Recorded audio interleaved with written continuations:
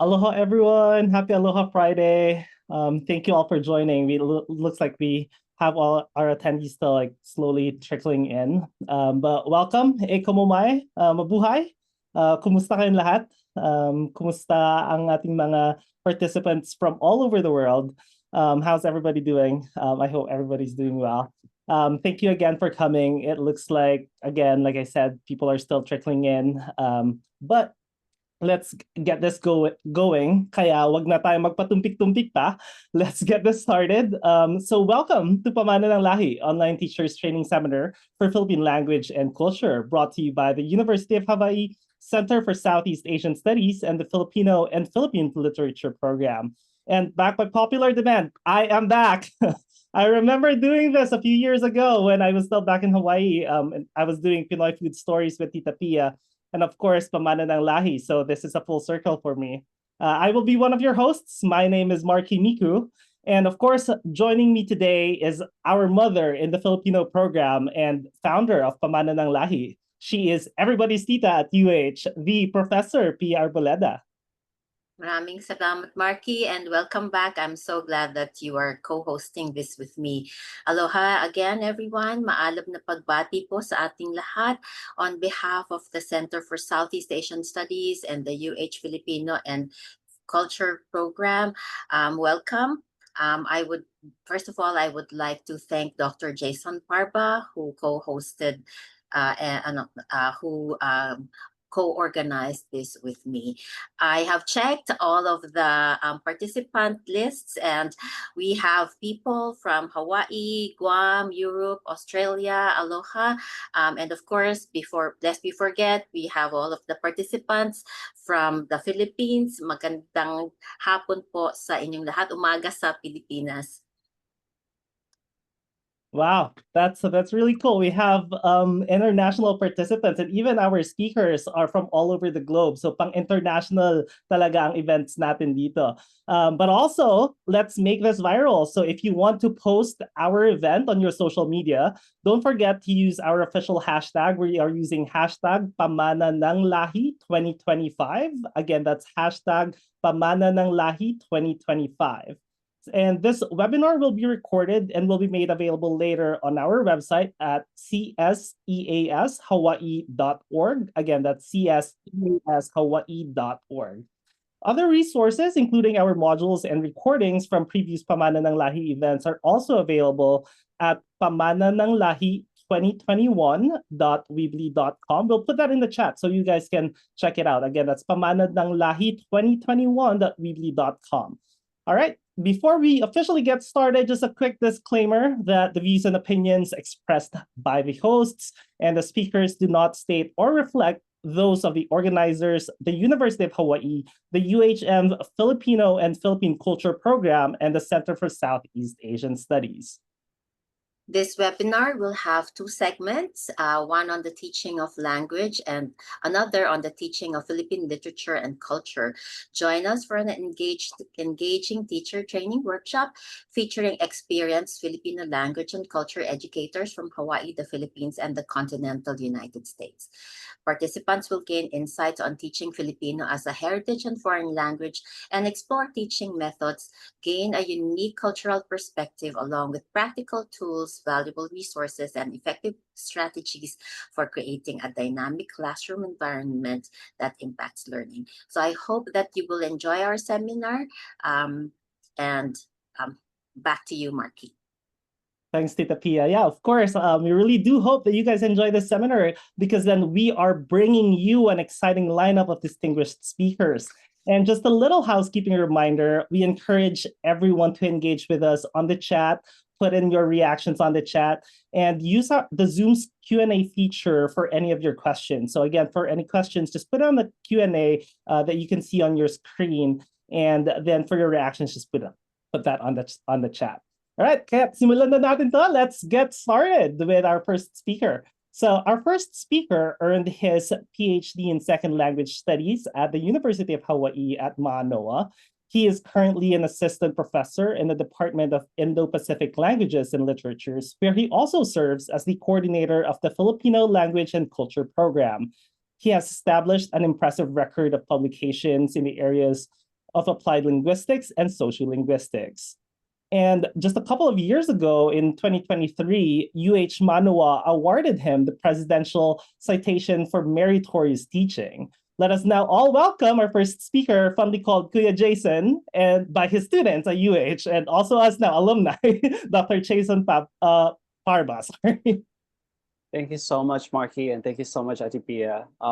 Hello, everybody. Magandang umaga, hapon, gabi, kung saan man kayo sa mundo. So the title of my presentation is Connecting Second Language Principles and Practice, Teaching Filipino as an Additional Language. So I draw from second language acquisition, especially the book of Lourdes Ortega, 2009, in my discussion of this topic. So I would like to begin by quoting Francois, or is it Grosjean, who said, many bilinguals have a tendency to evaluate their language competencies as inadequate. Some criticize their mastery of language skills. Others strive their hardest to reach monolingual norms. And others still hide their knowledge of their weaker language and most simply do not perceive themselves as being bilingual, even though they use 2 or more languages regularly. I think this is important to remember because most of our students in Filipino language classrooms are actually multilinguals, right? In the context of Hawaii or Japan or France or any parts of the world outside the Philippines, and even outside of Manila, Filipino is actually a second language or an additional language to the mother tongue of most students. And so I start with the different contexts of second language learning or additional language learning. We have foreign. So for instance, in the context of Japan, Filipino is definitely considered foreign, right? And then in the context of the Philippines outside of Manila or Tagalog speaking region, I think Filipino can be considered as second. And in many contexts in the US and other parts of the world where there are heritage students or mostly heritage students, the context is heritage language. So these contexts matter because they affect the opportunities of our students to learn the language and also to acquire, right? And what about, I can think of like your different contexts, and I want you to think of how the context itself, right, provide opportunities for students to learn or perhaps lose the language even at some point, right, because of the assimilation, the pressure to assimilate within that broader context. All right, so here's a reflection, and you don't have to do this. You can just share in the chat. While learning Filipino or another second language outside the Philippines, wherever you are in the world, what was the linguistic environment like for you? I want you to think about that. And also, I want you to think about the linguistic environment for your learners. Do they have enough input, for instance, right? Do they have enough opportunities to interact with highly competent speakers of the language? Right, because that's very, very important. So research on second language acquisition says that age is actually trumped by the quality and quantity of input, which means that the linguistic environment is able to create that enough and also good quality input is really important in second language learning or the learning of Filipino outside, you know, the main domain or the, let's say, for instance, in Manila, where Tagalog-based Filipino is considered a native language, right? So I want to share a story of the importance of the linguistic environment. There's a story of Wes, Richard Smith, who's a professor in the Department of Second Language Studies in the University of Hawaii. He passed, I think, in 2007, if I'm not mistaken. He noticed that, you know, this particular student, individual who immigrated from Tokyo to Honolulu by choice became a competent speaker of the language, right? He's 30 years old. He's kind of old during that time. So his minimal communicative ability when he arrived, right? But then he was able to function in the second language, which is English, 3 years in the second language environment. So what made Wes actually learn the language? So in the study of like Schmidt, he noticed that the strongest evidence of improvement was in oral discourse competence. So, you know, Wes was very skillful in terms of like narrating, describing, and also joking with sophistication in many, many ways. However, Schmidt found out that there is some kind of like grammatical stagnation or puzzling stagnation in his grammatical competence, right? And so people ask, like, what's going on? What is, you know, perhaps like, what's the factor? And Schmidt noticed that this particular individual, Wes, was overusing the ing structure, and he would also avoid the ed in the verbs. At the same time, he would use lexical means such as adverbs in order to denote aspect, like all day, always, right now, yesterday, to kind of like form or send the messages is talking about this particular aspect or time, right? So in that particular sense, or in many ways, we can consider West as having some social linguistic and strategic competence. However, Schmidt said that learners cannot learn the grammatical features based on that observation of Richard Schmidt. He noticed that, or he proposed the noticing hypothesis, which says learners cannot learn the grammatical features of a language unless they actually notice them. And noticing alone does not mean that learners automatically acquire language. Rather, the hypothesis also states that noticing is the essential starting point for acquisition. And so as teachers, how do we make our students notice, right? That's very important. So I'm going to give you some examples from my class, from other contexts as well, when we talk about the linguistic environment. So the linguistic environment affords or gives learners the opportunities to actually interact with competent L2 users, right? So that's us teachers. And in ideal second language environment, we should have more proficient speakers of the language. Unfortunately, in Japan, perhaps the environment is limited to only the teacher being the linguistically competent user of the language, right? So this is important because input is necessary, but not enough as shown in the observation and study of Schmidt. So what does it mean then? What is implied in teaching Filipino as a second language or perhaps as a heritage language? Of course, there are so many other theories out there, but I'm just going to share with you some of the essential theories in second language learning. Interaction is very important in second language acquisition, and that is why, as much as possible, we want our students to interact with a highly proficient speaker, not just native speaker, but somebody whose proficiency is a little higher than their level, right? And the most effective comprehensible input is actually interactionally modified or adjusted in response to signals that the listener needs help understanding the message. So for instance, this is some of the forms of negotiation for meaning, right? We would say, ha, ano yun, right? So we ask our students these kinds of forms. Sometimes we would say, ibig mo sabihin ganito, ganyan, X at Y, di ba? So you can fill those in. And then we also have comprehension checks, which which allow us to kind of like ask questions like, gusto mong ulitin ko or uulitin ko ba? Right? So these are forms of interaction and negotiation for meaning, which again gives students the opportunity to receive comprehensible input. Another important thing is interlocutors adjust their speech to enhance both message clarity and also the salience of certain second language forms, right? So this is something to make sure that language learning is accessible, right? So we cannot, like for instance, if you're teaching beginning Filipino, you have to adjust your language. Or if you're teaching advanced Filipino, you also need to adjust your language. So here's an example. Pag-usapan natin ang karanasan ng mga Pilipino ng ibang bansa. So for students at the intermediate level or upper intermediate, perhaps like karanasan is difficult. Ng ibang bansa can be difficult for them to understand. So consider revising it, right? Adjust it so that it becomes comprehensible to your students. You can say, pag-usapan natin ang buhay ng mga Pilipino na nanirahan at nagtrabaho sa ibang bansa. So in other words, you expand it a little bit, but simpler vocabulary. Or pag-usapan natin ang buhay ng mga Pilipino sa ibang bansa. So again, making it more concise, but also simpler in terms of making sure that the form is actually accessible to your learners. Another important to remember is the pushed output hypothesis, which actually says that optimal second language learning requires meaningful language use that slightly exceeds the learner's current abilities. In other words, we need to push our students to a different level, at least a higher level, right? So if they're, for instance, beginning high, we need to push our students to perform at intermediate low, if possible, intermediate mid, if it's doable. Because this kind of production actually best prompts changes in the internal interlanguage system because it will challenge the student to see other forms of the lexical item, or it could be also the syntax, right?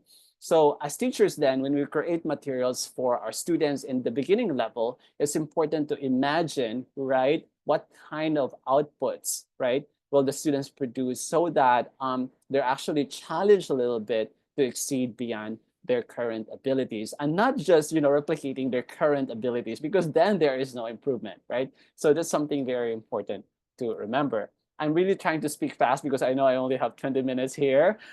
So there are other ingredients for successful second language learning. We have attitude, of course. I know, for instance, if you go to CSE, which is the Southeast Asian Summer Institute, the students are really, really highly motivated. And so we notice that the students learn the language or speak Filipino right away after like the summer, right, at the intermediate level. We also have input, of course, interaction and output, and noticing. These are some of the successful ingredients of successful learning. Here's an example of self-initiated output modification that we encourage among our students. And that's why it's really important that our students get to interact and have conversations. The example here is in English, but you can imagine this happening as well in a Filipino language class in Harvard, in Michigan, or in California, or in Japan, right? If you're teaching Filipino in Japan, like for instance, too small bottle, and then the learner two would say, too small what? And then the learner one reconfigures it and says, but small bottles, right? So there's a change in the production or modified output because the student noticed that there's some kind of like clarification there or negotiation for meaning. I'm gonna give you another example later in Filipino. Here's another one. The student says he leaped, he freezed, and then the student two says freezed, frozen. And then the student one says freeze, froze, frozen, froze. So there's a long list of like different options. And the student two says he froze. And then there's some kind of uptake there. Yeah, you notice. And that is why it's really important, again, for the students to have the opportunities to interact with somebody in the classroom. So which means that as teachers, we need to really encourage students to have like a speaking practice, conversation practice in the classroom and also outside. So here's an example which I noticed among my students. I teach upper intermediate Filipino at the University of Hawaii at Manoa. And during the oral proficiency interview recently, a student said, pumunta namin sa Tagaytay, right? That's what he said. And I said, pumunta kayo? And then the student said, pumunta kayo sa Tagaytay. So notice what's going on in this interaction. And I said, pumunta kayo. Use the first person plural exclusive. And then the student says, pumunta kami sa Tagaytay. So initially I provided some recast, right? But then the student did not notice my correction. It did not work. And so I added a meta-linguistic feedback as a teacher. And then finally the student noticed, right? Noticed, and then, learned from that and revised their production. Pumunta kami sa Tagaytay. So this is just an example of how you can make use of theories in second language acquisition to, again, help your students learn in your classroom, right? Here's another one which I often also encounter in the upper intermediate class that I'm teaching at the University of Hawaii at Manoa. A student would say or write in their paper, galit ako kasi hindi fair ang paggamot sa mahihirap. I noticed that they would use paggamot to refer to the word treatment, or like, the way people treat other people. So I guess this is a direct translation, right? And this is actually quite common.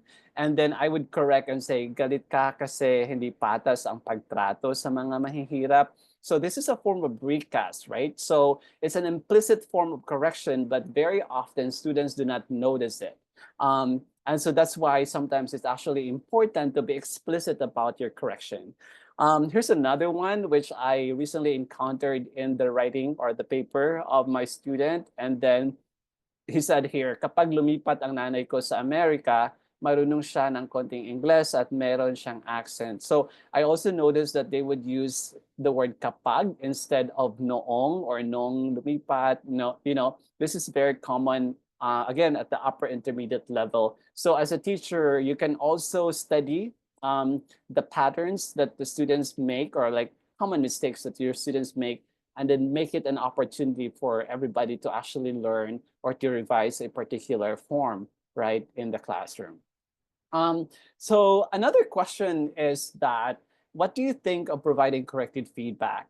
does it really provide opportunities for second language learning? So in second language acquisition studies, the findings are a bit like not really conclusive yet. It's very interesting. But students do accept and expect their teachers to provide corrective feedback, only that it should be targeted, right? Because you cannot correct everything. Because then the students will also get overwhelmed and they feel that they're not actually making a lot of progress. So just look at this example, for instance, where it says, when, what, and how to correct, right? So teacher, I am more worse student in class, right? So the student made an error here. And then the teacher made made the correction, you are more worse. No, that's wrong. You have to say you are worst. And then the student laughs and says, I promise I will be more better tomorrow, right? So in other words, it's just another form, but the student did not really get it yet, right? Which is another opportunity for second language acquisition or growth in the L2, all right? I need to also share with you that there are limits in the environment. So other positive features of interaction can also offer valuable linguistic benefits for the learners. And that's why interaction, conversation practice is really important. But at the same time, the value of negotiation may be misleading as learners might feign misunderstanding the same thing. Sometimes they would just say, oh, instead of repeating what you said or actually learning from your correction. And sometimes also negotiation may not happen because of politeness. Some students are either too polite or they just don't really care. And that is why we have to do something about it. Minsan, kailangan nating tumambling just so our students actually, learn from what we're trying to teach them, right? And of course, in second language learning or additional language learning context, there's also these issues of power and prejudice, right? And I would like to touch on this. Many of our students, our multilingual students, often experience marginalization, especially in the heritage language context, right? And what do I mean by this? Or second language context, they are being called non-native, right? Unintelligible, foreigner, outside member. This is a very common level or label, sorry. And then their accent is often being mocked at, like this happens also in the heritage language context where some teachers or other people, members of the community would make fun of their children or it could be their students' accent because it sounds so American or, sounds a little different, right? Another is they are seen often as less than, they're often seen as less than, or his Filipino is bad, right? So again, something to think about and perhaps avoid actually, something to really resist in our teaching. And also because of this, they develop linguistic insecurity and cultural inferiority, right? So something to remember when we're teaching in second language or heritage language context. I would also like to share this important shift in ideology when we're teaching Filipino as a heritage or a lingua franca, especially for those teachers who are teaching Filipino outside of Manila, right? I'm talking about Mindanao or in the Visayas region, because when you think about it, although Filipino is the national language, we should also think of it as a lingua franca, right? So we have this dominant ideology that says only standard Filipino is correct, standard Filipino is normal, only standard Filipino allows for complex reasoning, right? Only speakers of standard Filipino can teach Filipino. We kind of challenge this in the Filipino program. We have actually hired some teachers who are not necessarily native speakers of the language, but highly proficient. They're generation 1.5 or second generation who's able to teach the language so that our students have different models in terms of language learning, right? We want to say that there are multiple correct versions of Filipino, and we have to also say and be aware that there's also hierarchy in Filipino, right? We also must recognize in our curriculum or practices that that other varieties of Filipino is normal. It's part of our lives, right? It's the lived experiences of many Filipinos, especially those who are living outside the Philippines and many of our students. And also there's complex reasoning is not limited to using standard Filipino. It can also happen, right, in other varieties of Filipino. And other varieties Filipino speakers are also equally competent, right? So we have to, I think, shift our ideologies to a more critical and empowering language ideology when we're teaching Filipino as a second or additional language. I think I'm still good in terms of time because I'm actually almost done. All right. So yeah, mahalo. Thank you so much. And if you have any questions later, there's a lot of things to share. But again, I come from the teaching of Filipino as a second or heritage language in the context of Hawaii. So I'm sure that there's other experiences out there that's also valuable to listen to. And I'm just sharing some of my key points in terms or things to remember when we're teaching Filipino as an additional language. Mahalo, maraming salamat, daghang salamat sa iyong tanan.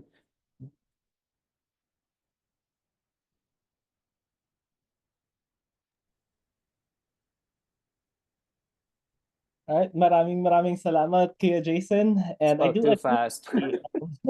No, it's perfect. There's like extra 5 minutes because then we'll have more time later on for the Q&A. But then I definitely agree with your talk how interaction is very important in second language acquisition. I see this also with my nieces and nephews, and like they speak English more than they would speak the Filipino language. So then like practice definitely would help with them to acquire that second language. All right. So we are up to our next speaker, I believe, Tita Pia. Thanks again, Jason, for laying down the foundation, the theoretical foundations for the whole webinar. It really sets the tone for what we will discuss the whole afternoon, evening today. The next is a joint presentation from two of our rising stars at the UH Filipino program. I always consider them as our walking advertisement for the Bachelor of Arts in Philippine Language and Culture. Our next presenter is pursuing her PhD in Second Language Studies at University of Hawaii at Manoa, where she is an instructor. She received her master's degree in Second Language Studies and also holds a bachelor's degree in Philippine Language and Culture. Formerly the president of the Katipunan Club, she is now its faculty advisor, and she is also the co-academic advisor for the Filipino program. I am so proud to introduce Ms. Precious Arao. And also there is a co-presenter for this panel. The co-presenter of our next talk teaches beginning and intermediate level Filipino language courses at UH Mānoa and Kapi'olani Community College. And much like Ate Precious, our co-presenter is homegrown in the Filipino Language and Literature program, from being a student to now a faculty member of the program, and also a freshly minted master in second language studies. She also serves as co-secretary of the Consortium of the Advancement of Philippine Languages and Cultures. Let's also welcome Ms. Amy Peria. All right, so aloha everyone. So I'm Precious Arao again, together with my colleague Amy Peria. So we're very honored to give our insights in this year's Pamana ng Lahi Teacher Training Seminar. So today we'll be talking about centering student stories in Filipino language learning, particularly intermediate learners in the US. Next slide, please. So first, let's begin with who we teach. So heritage learners can be defined narrowly as students raised in homes where non-English language is spoken, who may understand or speak it, and broad definition, they may have a deep cultural ties even if the language proficiency isn't strong. So both definitions are critical to understanding our students, because not all students who feel connected to Filipino culture can speak or understand Filipino. And recognizing both types helps to validate the experience of more learners, and especially those whose families made decisions, such as prioritizing English, that affected language transmission. Next slide, please. Specifically, our context focused on Filipino heritage learners, and it's important to recognize that they don't all come from a single uniform background. So to illustrate this, I want to share two student profiles that highlight the diversity and complexity of their experience as heritage language learners, or HLL. So first, we have Kim. She's a 1.5 generation. Born and raised in the Philippines, she moved to the US at the age of 9, where while she arrived with a strong foundation of Filipino, she experienced subtractive bilingualism over time, and this is what Kim had to say about her experience. Struggled with, and the reason why I can't speak Filipino as well as I wish I could, is because I didn't grow up with somebody speaking the language. You know, like my aunts had each other, my mom and her sisters and my uncle, they all had each other to speak to. My siblings, they're all English speakers. My step siblings. Are you oldest? I'm the oldest. All right, so her story reflects a common challenge among learners who once had stronger skills but gradually lost confidence or fluency due to lack of use in the household as well as in the community.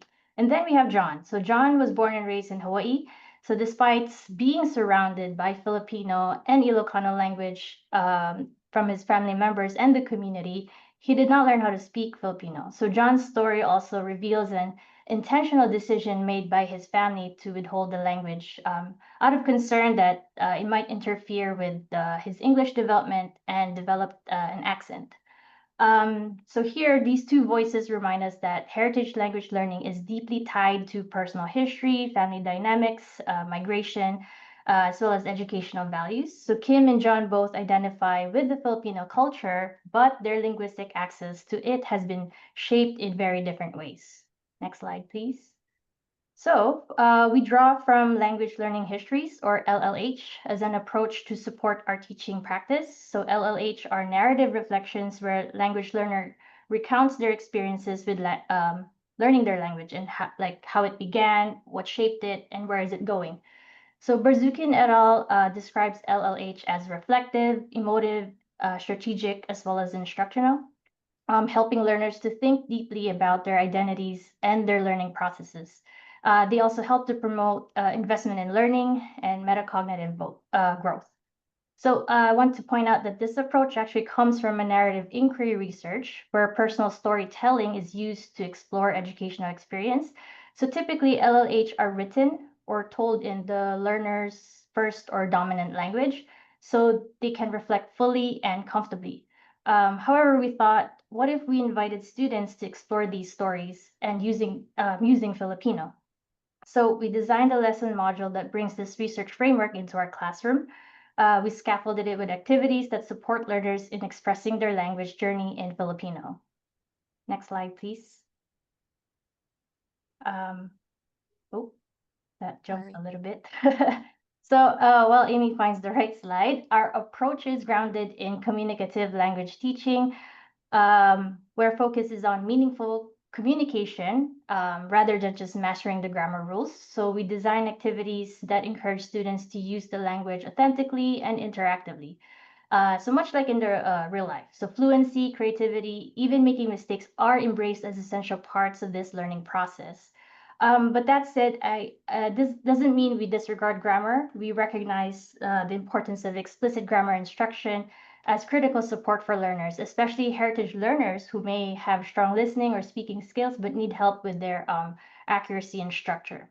And in line with communicative approach, we've also found that YouTube, I love YouTube, it can be a powerful resource for enhancing learners' literacy and cultural understanding.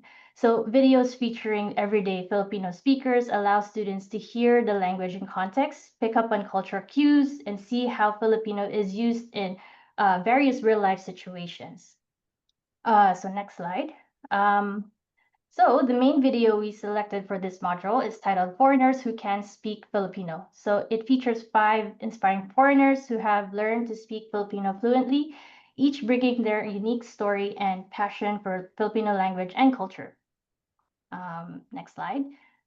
So a little bit about the standards that we use. So we align our outcomes with the ACTFL standards. And again, by the end of the course, students should be able to participate in conversations, express opinions, and retell stories at the intermediate level. And in addition, next slide, please. We also have a goal of developing their intercultural communication skills, particularly the ability to compare their own culture and with others. Next slide.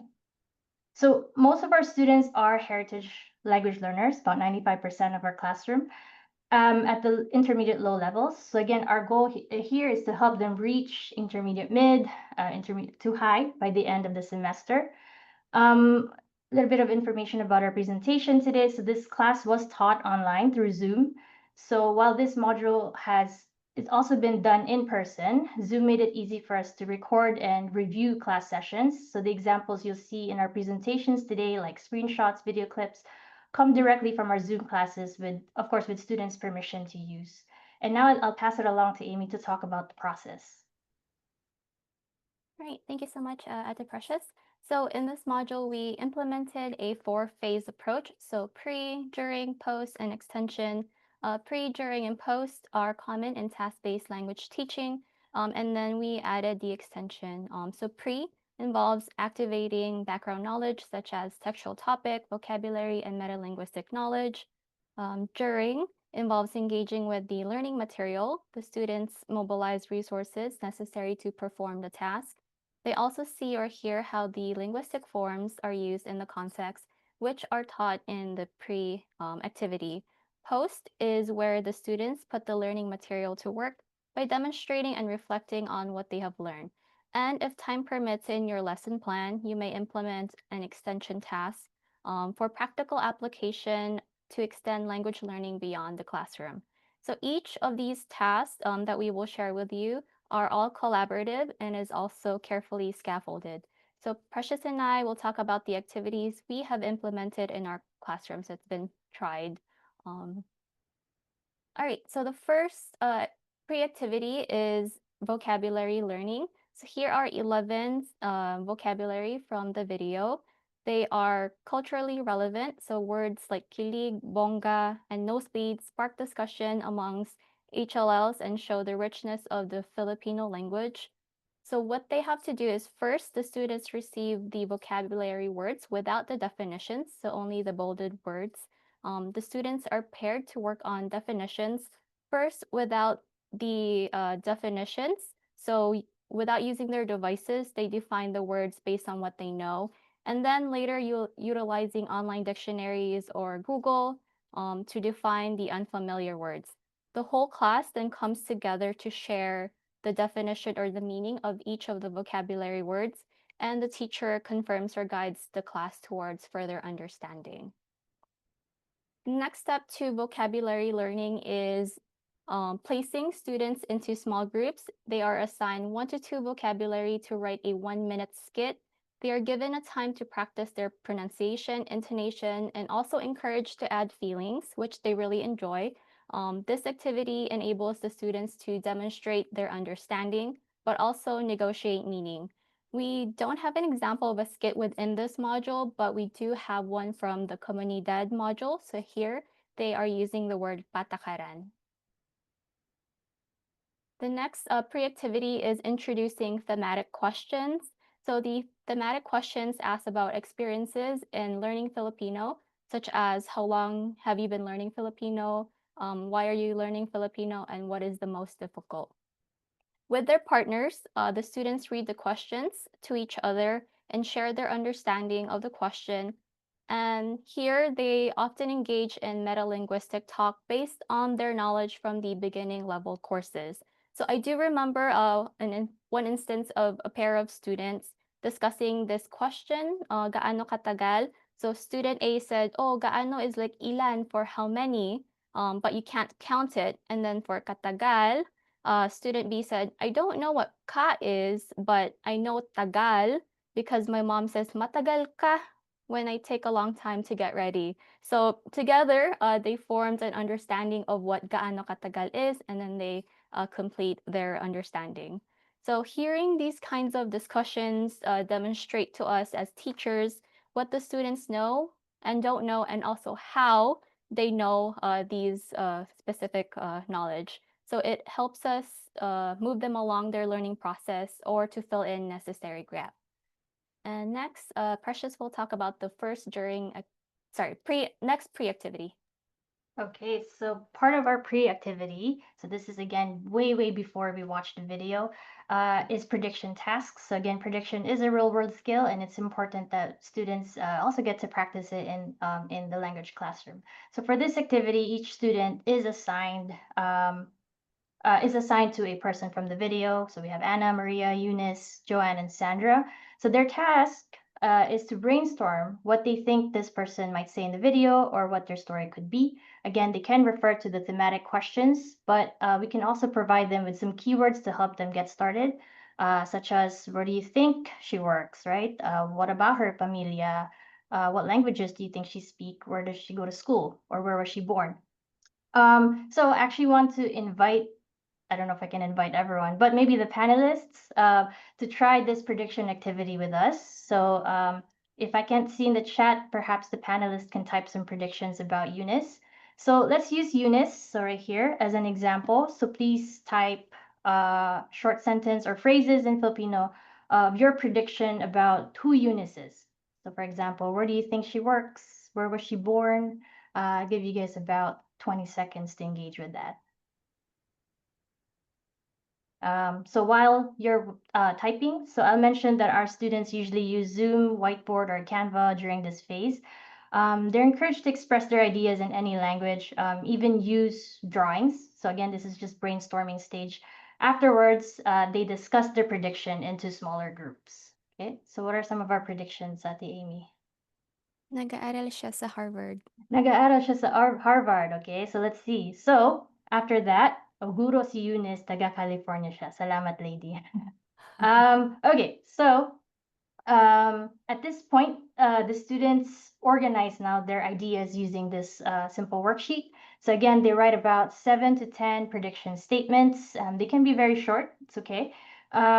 So after that, they will watch the video, check off whether it's true or false, tama or mali, and then make the necessary correction afterwards.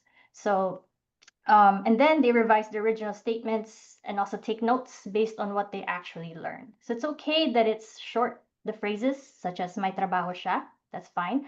So that way they can add more details of, what was the work, right?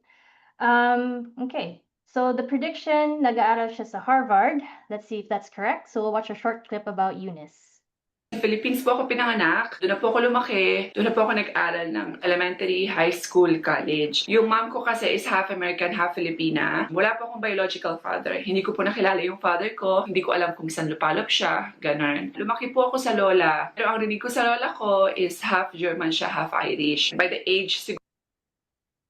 Alright, so the prediction, nag-aaral siya sa Harvard, is actually mali. Sorry, Ate Amy. So again, students just engage with checking off what's correct and then making the necessary corrections. So, and next slide, please.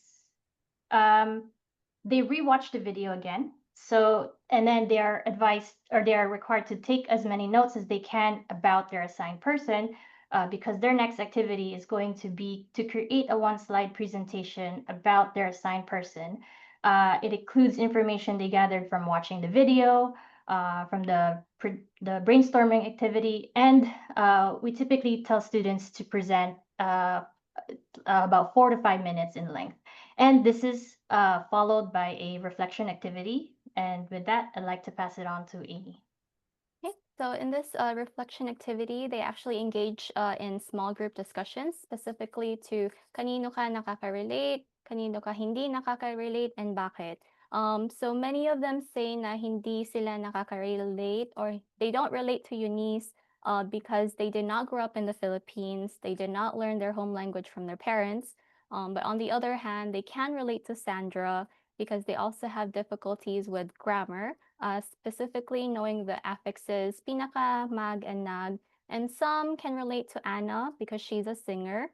And they want to be able to know what the song means when they're singing it. So after that reflection, they now move on to the post activity, which is the Karanasan ko show and tell. They prepare a 5-minute presentation answering the thematic questions in detail. This assignment has been done as a class presentation, a roundtable discussion, or a recorded assignment. I don't think I have time to play this now, but I can do it later in the panel if you'd like to hear it. So what they have to do after they present their Karanasan show and tell is they engage in a tanong and sagot, and let me briefly play a short clip of that. Lumaki ka ba sa Pilipinas o mayroong karanasan sa noong bata mo? One more time, please. Sorry, these are like two questions. I'm trying to like jumble them together, but lumaki ka ba sa Pilipinas? mayroong karanasan sa noong mayroong karanasan sa noong bata mo? Let's answer the first one first, Lindsay. Lumaki ka ba sa Pilipinas? Did I grow up in the Philippines? Yes. Lumaki ako sa California. Okay, so in this Q&A, students not only practice their speaking skills, but they also learn more about each other. And as you've seen, myself, the teacher, needed to help the learners to engage in this conversation. If you would like to implement writing in this activity, then you could also use a Q&A worksheet. So we have tanong sagot, so they would write their question and then what answer they received. You can also have them reflect. So what did you learn in 5 to 7 sentences? And also have reflection questions. So similar to the video discussion. So who do you relate to amongst your classmates? Who do you not relate to and why? And also collectively as a class, why is it important for all of you to learn Filipino language? So if you have time, which I do not right now, so I will briefly walk through the extension activity. So this is Karanasan mo. It's an individual assignment. So the students would find a family member, a friend. They would interview them about learning another language. It's always been English, but I've had some learn about Bisaya. So it has to be recorded because the interviewees are often highly proficient. So this recording enables the learners or the students to listen to the answers over and over again in order to understand what the interviewee said, but also it enables them to learn the vocabulary that they've introduced. And I've actually heard them use specific, really difficult vocabulary words from the interview into their presentation. And I can play the student sample later if you would like, if you are interested. So after the interview, they can either create another presentation or you could have a roundtable discussion discussing the differences or similarities between the student and the interviewee. So in this case, the student actually interviewed 4 of his cousins.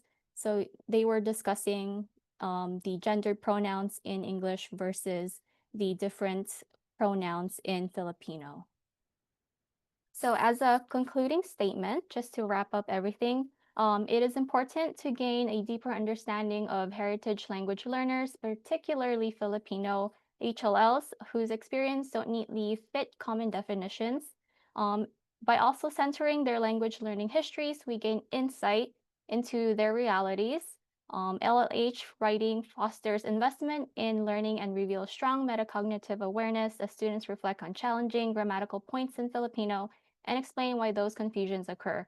We also observe reflections on their identities as learners, especially those who have been exposed to Filipino media like the Filipino Channel, those who watch Vice Ganda, and who listen to OPM. And lastly, our approach highlights the strength of communicative language teaching and YouTube as tools that promote cross-cultural communication and multimodal meaning-making. By centering student experiences, we affirm that language learning is about identity, memory, and connection. So our vision is karanasan ko, karanasan mo, and karanasan natin. Thank you so much, and we will be happy to answer any questions you may have later. Thank you, everyone.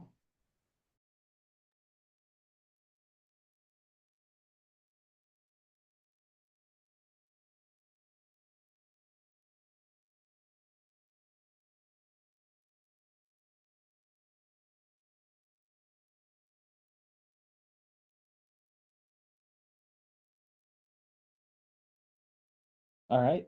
Maraming salamat sa inyong dalawa, Ate Precious and Ate Amy.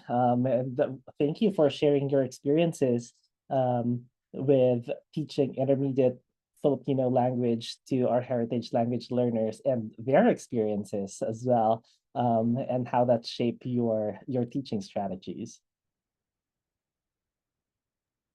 I'm so proud. I can see the future of the Filipino program, and it's so very bright.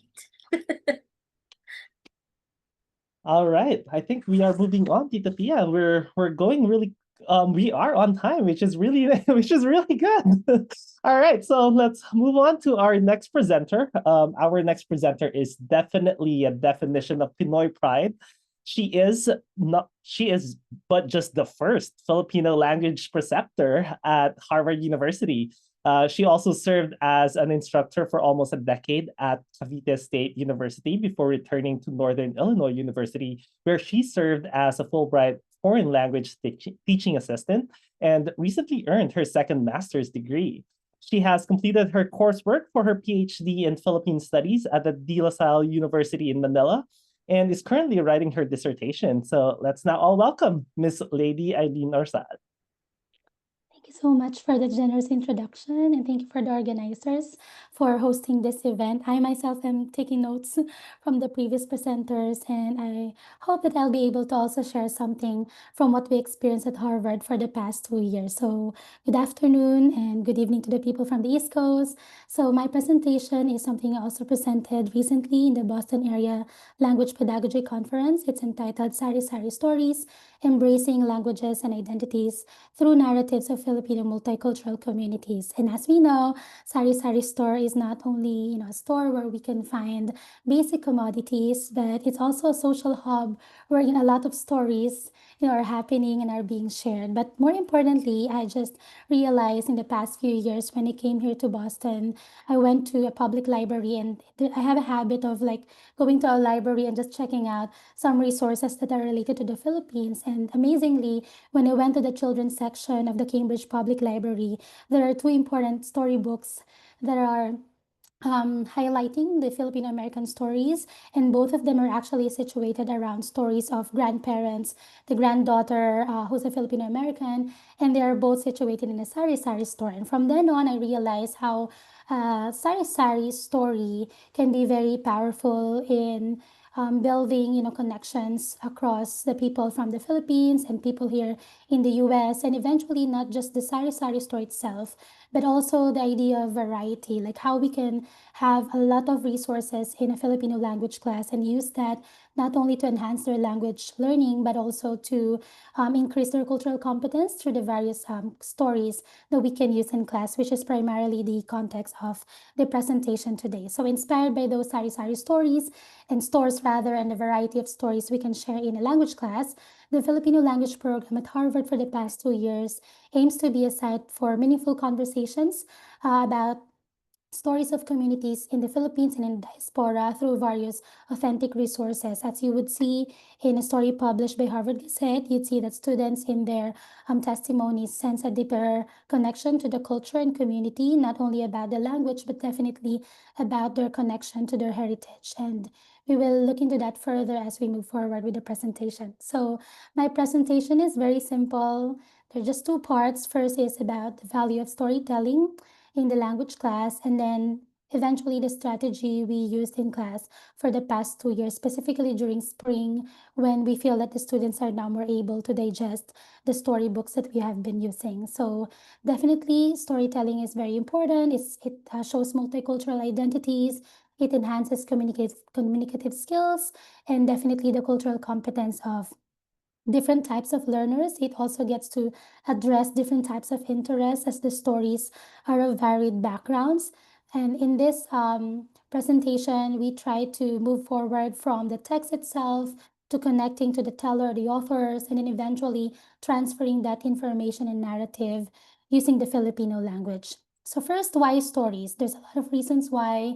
We have seen how 5 C's of world language learning can be reflected in the use of storytelling. But more importantly, I guess there are three main points on why this is important. First, it increases motivation. When there's storytelling in class, it's more entertaining, it's more effective, it increases interaction, as Gafar would say.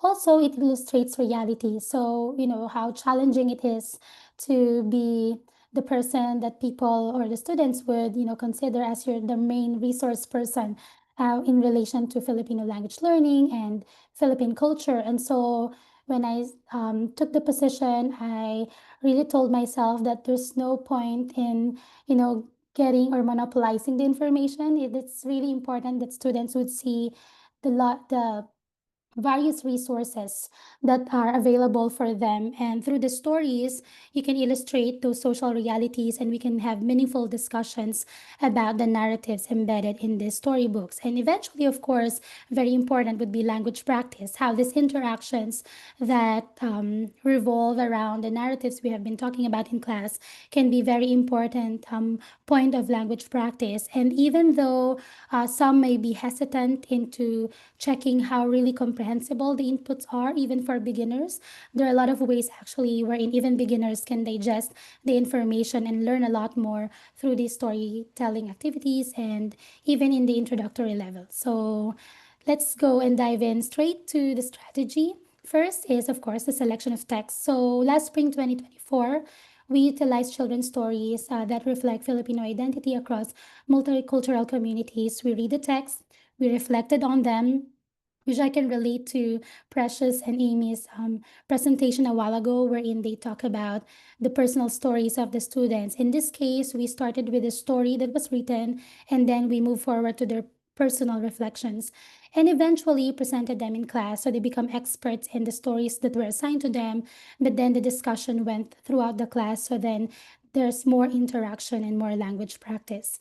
So in the beginning, we tried using 2 sets of books. For the intermediate class, I used books that are published in the Philippines, written in both Filipino and English. So English as helpful tool, but also there's a Filipino translation which they can appreciate and look into.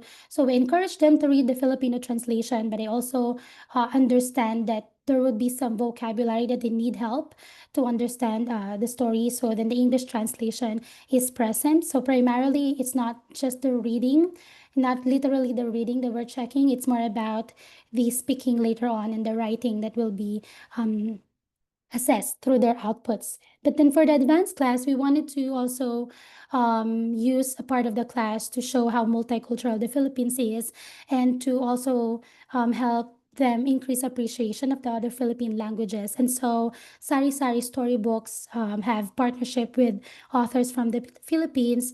And so we use 5 of their books, which are published in English and other Philippine language, and there's no Filipino translation. And so the students get to see the other Philippine language and appreciate. Some of them are surprised to understand Chavacano because they studied Spanish in high school, but they get to understand the story through English. And then we talked about the stories or the concepts, the cultural implications in Filipino, so they can do language practice.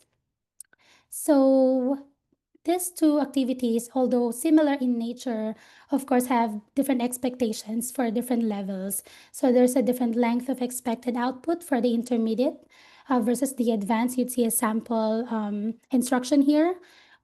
Of course, the nature of task is also different. Like, for example, in both cases, for both levels, we have text wherein they were able to practice summarizing, but there's also context wherein we need to understand deeper the story beyond the story by them understanding more about the communities from where the stories are situated on. And then the reflection for the intermediate is a simple reflection on how these are connected to their experiences, or how can they do comparison and contrast related to probably societies in the US where they grew up and things like that. But for the advanced level, we had 2 more complicated tasks to push them further. So the first, instead of just mere reflection, we asked them to do an analysis, definitely with guide questions. And the analysis dig deeper into different aspects, like what's the lesson that you found from the story, its moral, how do you think about the literary aspect of it, how or what are the cultural aspects, and then the societal issues that are present. And eventually, in the end, I just asked them to have some creative writing, just a few, parts wherein they will think about an alternative ending, or focus on an alternative conflict wherein they can change a bit the story, just to also allow them to let out their creative juices through this activity. And then we tried connecting with the authors so they can talk to the authors. And for example, with the Sari Sari storybook, publisher Christina Newhart, she speaks in English, so we talked to her in English through Zoom in class. but then afterwards we speak in Filipino to process what we learned from the interview. And then for Chino Marlo Sayuna, during the time he was in the Philippines, so instead of having a synchronous interview, we sent questions in Filipino, and then he responded and sent a video in Filipino, and then we watched that and discussed the answers in class. So the engagement to the author is also important, so they get to also understand the behind the story, and that enrich their experience of digesting the text that were assigned to them.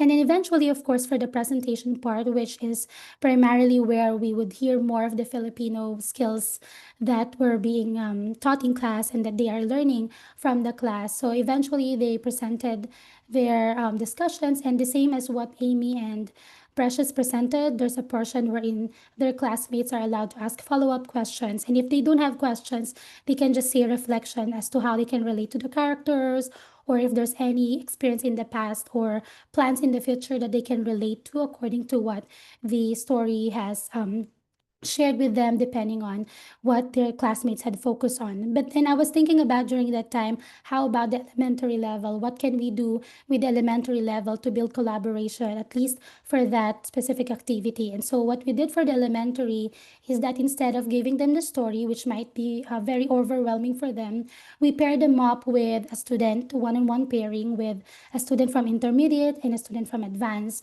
And those students are the ones who shared the stories to them in Filipino. So it's more about interaction and listening and speaking with those pairing. And it became a fruitful activity wherein they get to talk to each other and interact across levels. And from the story shared by the student from the upper level, the elementary students also made a presentation, again, a simpler one, like a basic summary, giving out of information about the context of the community where the stories are located or situated. And then eventually a simple reflection wherein they can get to share their experience, practice in the completed aspect, the verbs and everything that they can connect with through the story. And so through the simple activity, the transfer was made possible from the student to student, which is a good time for them to also get to know each other across levels.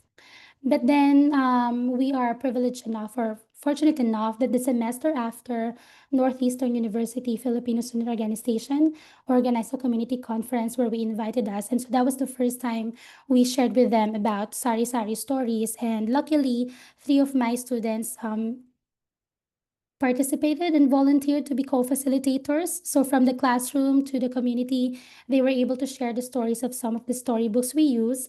And then they co-facilitated with the students from other schools, particularly Northeastern, to work on their own story and reenact that, like the Filipino-American story. There was a story about the Jollibee peach mango pie, which is really a fun skit that they presented, which you see on the second photo here in the slide. So it was a cool way of transferring information from the class to outside the classroom. And then we also try to engage and collaborate to expand that idea of maximizing the use of stories. So thankfully, UH Mānoa organized and spearheaded Sinag Brown Butt series, and we were part of the collaborators together with University of Michigan and University of Wisconsin-Madison. And that time we were able to invite Gina Marlo Sayuno and talk about stories as authentic sources of voices in different Philippine cultural communities. And this article you're going to see on the newsletter of CAPLAC, the Consortium for the Advancement of Philippine Languages and Cultures, which we invite you to visit. The QR code is here. Feel free to engage and take a look at what else is happening across different universities through the website and through the newsletter. And then last semester, we also partnered that with other language programs at Harvard. So because of that vision of using storytelling across different language programs, so we are lucky enough to be supported by the Southeast Asia Initiative at Harvard University Asia Center, and then we partnered with the Thai and the Indonesian program, and was finally able to bring Dr. Chino Sayun in person, wherein he didn't just talk about narratives in Philippine context, but he also did a comparative analysis of such stories from the context of storybooks that are written in Thai and Bahasa. So it was a very good collaborative activity wherein we see that language students take part and learn from communities in Southeast Asia. And then this semester, we tried building up from what we did last year. We thought of why not really giving the storybooks to the elementary students. So this time we did give the books directly to the elementary students, hoping that they will appreciate all the languages present and then learn the story through English, but then share it with their classmates in Filipino language. And that's what they did during our classroom to table before the spring semester ended. They got to share the stories assigned to them. They wrote a simple similar text context reflection presentation that they shared with their classmates, and then we expanded by looking for more resources. So we incorporated the sustainable development goals, and we focused on and added this project forest storybook accessible, and it talks about a lot of stories about environmental conservation, about endangered species, mangrove planting, and illegal logging in Palawan, or the forest ranger stories. And so when we talk about this, they really like it because then from the story to reality, we were able to discuss more in the Filipino language. And these stories are also in Filipino. And then moving forward, recently, before we ended the semester, the advanced students also went in to check the Aklatang Bayan online from Centro ng Wikang Filipino, from UP Diliman, because we wanted to also show them, the resources that are downloadables, resources that they can really use to further learn and read about Philippines and use the Filipino language in that process. So my students each of them selected a story or a book, and then they selected text from the book. And this time we don't just use text and context, we use intertext, wherein they compare the texts from the book that they have chosen. So it's a lot of work on a part of a teacher because you're going to read everything that they chose, but it's really helpful, and it's really I would say very fulfilling when I read their outputs. There's so much that they can share because they were given inputs that you sort of introduce to them, but it's actually very much available online. So we also wanted to expand by using other types of books. So for example, we recently looked into what Widener Library has for the Harvard students, and we saw this book, which is a comic book. And so we used parts of the comics that have lines to read those lines in Filipino and then share with their classmates afterwards. And then those comics without words, we tried to create dialogues based on the photos or drawings that they saw. So it's a very engaging activity, and it proved to be a really helpful one, and a break from the usual wordy text that we have been using from comics, and then eventually seeing still a lot of stories about people living in cities and what it feels like to probably be in the city of the future, as the comic book would say. So eventually, after everything, that the planning, implementation, a lot of work, but it's worth the effort because it enriches students' experience in the language class. It connects them to broader communities. They learned a lot about the communities we were learning in class.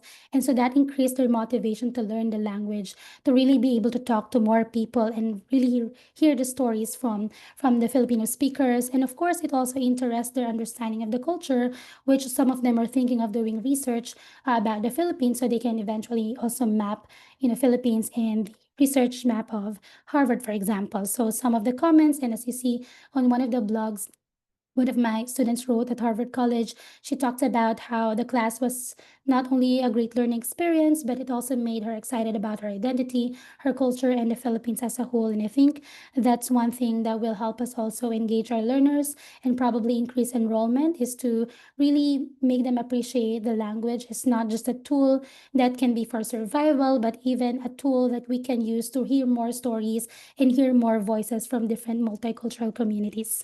That's all. Maraming salamat. Hope you learned something, and I'm very open to questions afterwards.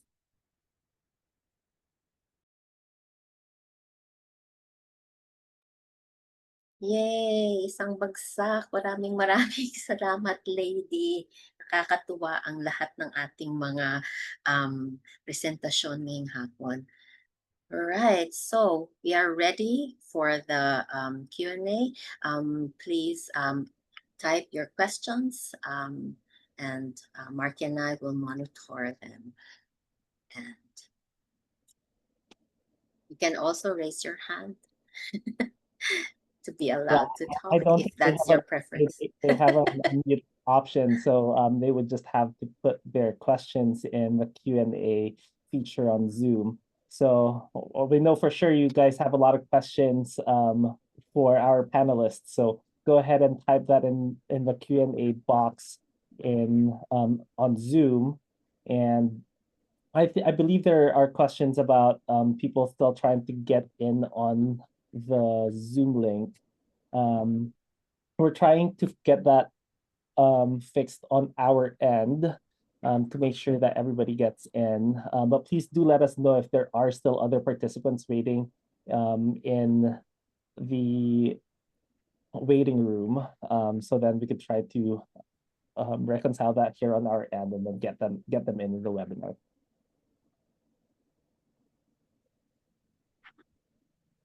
I suppose I should ask the panelists here. You've talked about the theoretical foundations of your work and also practical exercises, but I'd like to know what your responses would be if your well-laid plans for a particular lesson doesn't work out the way you intended.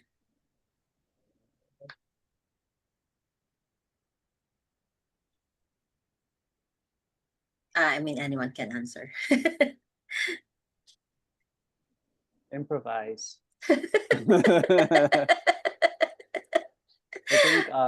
think one of the skills that teachers need to learn, I think most of our audience are teachers, right? So we are very flexible and we can improvise at the spur of the moment when it's needed, when something doesn't work. And it could be like a lesson or somebody said, and it can be transformed into a lesson already, right?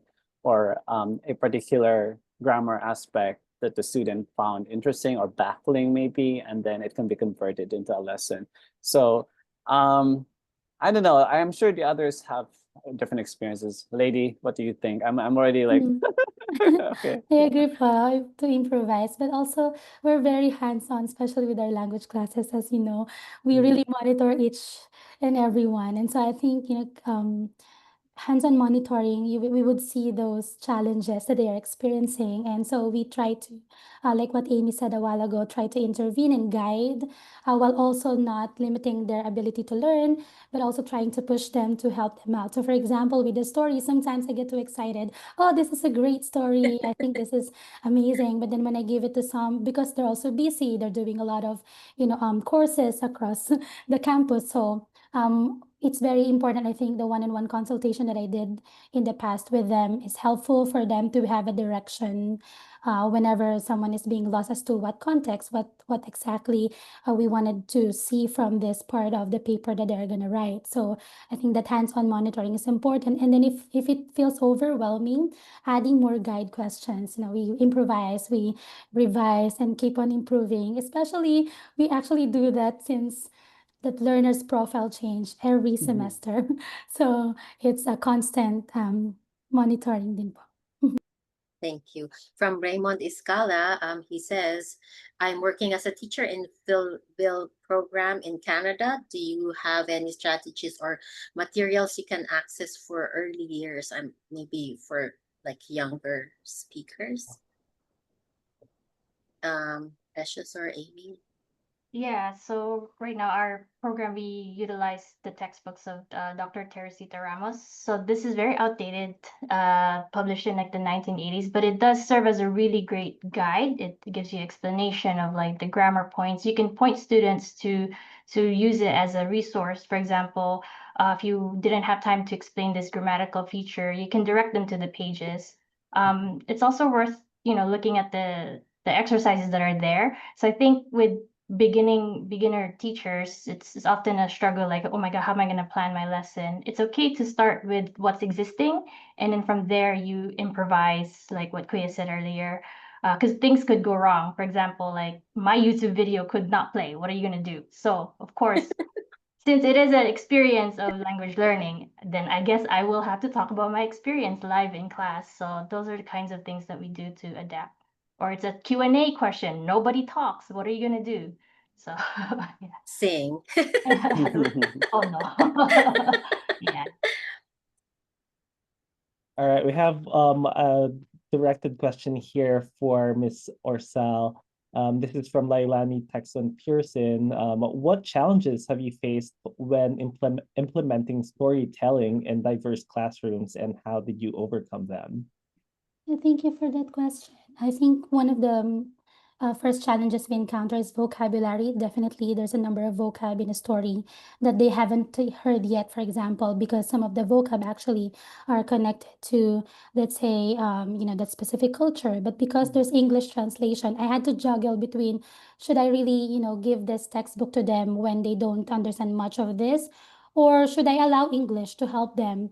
And then we use Filipino to discuss the material. And so I settled with that because I think even in the Philippines we use English, and so we wanted to appreciate and properly guide them on how to manage the use of these languages that are present in the environment. And so they use the English that solved the vocab part, but then of course. When they have things they want to say when expressing the, let's say, summary, so that's the time I also asked them and guided them on the proper use of technology.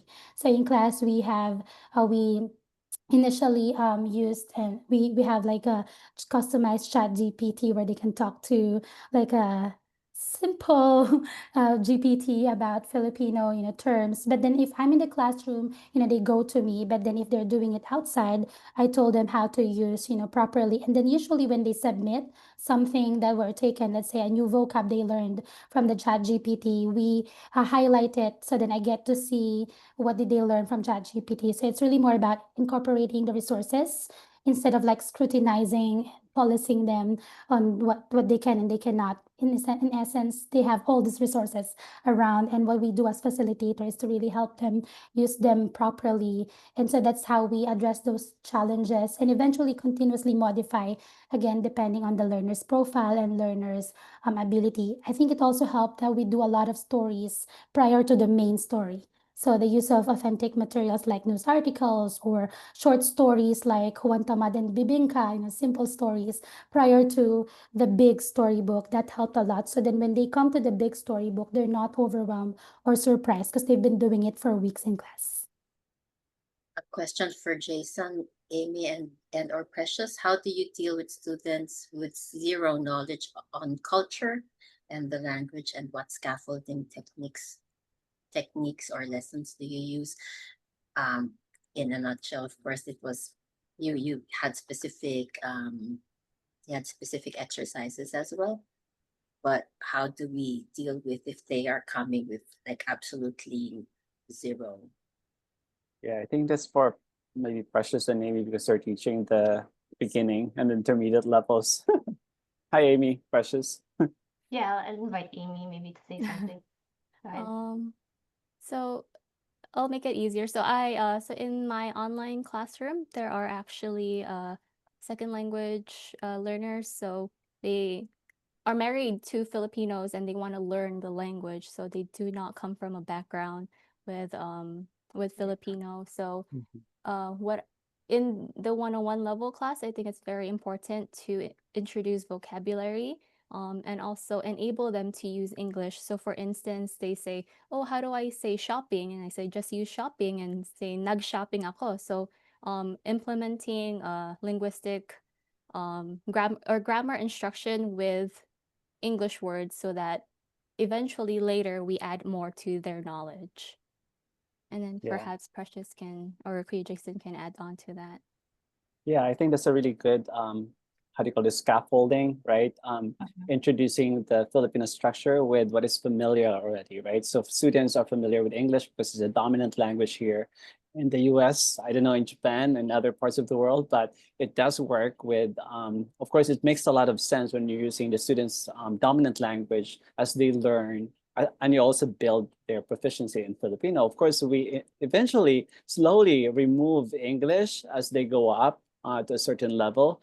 And that's really important because we need to make sure that our students are able to speak the language. The US has become a burial ground of many immigrant and minority languages. So we need to, again, make sure, or at least work hard to make sure that our students speak the language so that our language survives, right? So yeah, scaffolding, cognates. So we have students who learn Spanish, and perhaps that can also be transferred to learning Filipino. And another way of doing it actually is a negotiated syllabus to also know where the students are at and also what topics they want to learn. You can incorporate those topics so that then the students become invested in the learning process, right? So it's not something that is imposed from the top, right, top to bottom, which sometimes can, make the students not feel so engaged in the classroom. Precious, what do you think? Yeah, so it's interesting that people always talk about this people with zero background, and I haven't quite met yet non-Filipino with zero background, to be honest. They're either like what Amy said, they're married, they have friends, they just boyfriend. Right. There's always They've eaten something. adobo and pancit. Yeah, and I'm like, that's valid, Yeah. Yeah, so I think drawing from what really extracting what is that got you to this class, it wasn't like you spin the wheel and it landed on Filipino. And then so yeah, and then I think it's explicitly getting to know each other, like that your classmates are going to be heritage learners, so they may know more. And I think that kind of helps them situate themselves in the classroom, like, okay, so they have background, so therefore I shouldn't compare myself to them. This is just what I do. I do offer a little bit extra help. I would have like maybe one or two students that are non-Filipino, and then I just open my office hours. Like, is there a specific thing that you need help to catch up? And then eventually, they kind of just blend with the rest of the group, and yeah. So I think that's been my experience with those with zero background in Filipino. Yeah. I think when we say zero, it means maybe it's just the language, but if they know Spanish, that could help them. If they know other Philippine languages, it also helps. If they're exposed to, our films or our songs, or just if they've attended one of our fiestas, it is still a good way to start. And then what Kuya Jason's talking about is, in the beginning, we could use English, medyo konting alalay, di ba? And then slowly win them away. It's like training wheels, learning to, ride a bicycle. First, tatlong gulong muna. And then we make it a bit more and more difficult or complicated for them as we go along. In the Philippines, a question from Aris, and maybe this is our last question. Can you share the best practices in teaching Filipino to foreign or heritage students? I fear that Filipinos in the Philippines might just become a foreign language to Filipinos, if not a heritage language. Yeah, wow, that's a really good question. It's tough. There's a lot of, I would say, ideally, in an ideal situation, we would separate second language learners or world language learners from heritage language speakers, right? Because there's a lot of research showing that heritage language speakers are actually able to understand better, right? They don't necessarily have the accent. They can speak to a certain level or understand, or so they are actually receptive bilinguals compared to those who are zero starters, or I don't know, it's not really zero starters, but yeah. But then, so start with the context. I think is very important. So what we've done at the University of Hawaii recently is to actually bring the context into the curriculum. That's something very important that we did. So the textbooks of Tita Terry, they're very important and relevant still, but the examples are kind of like from the past, like something obscure. From the 1970s. Yeah, and Maquinilla.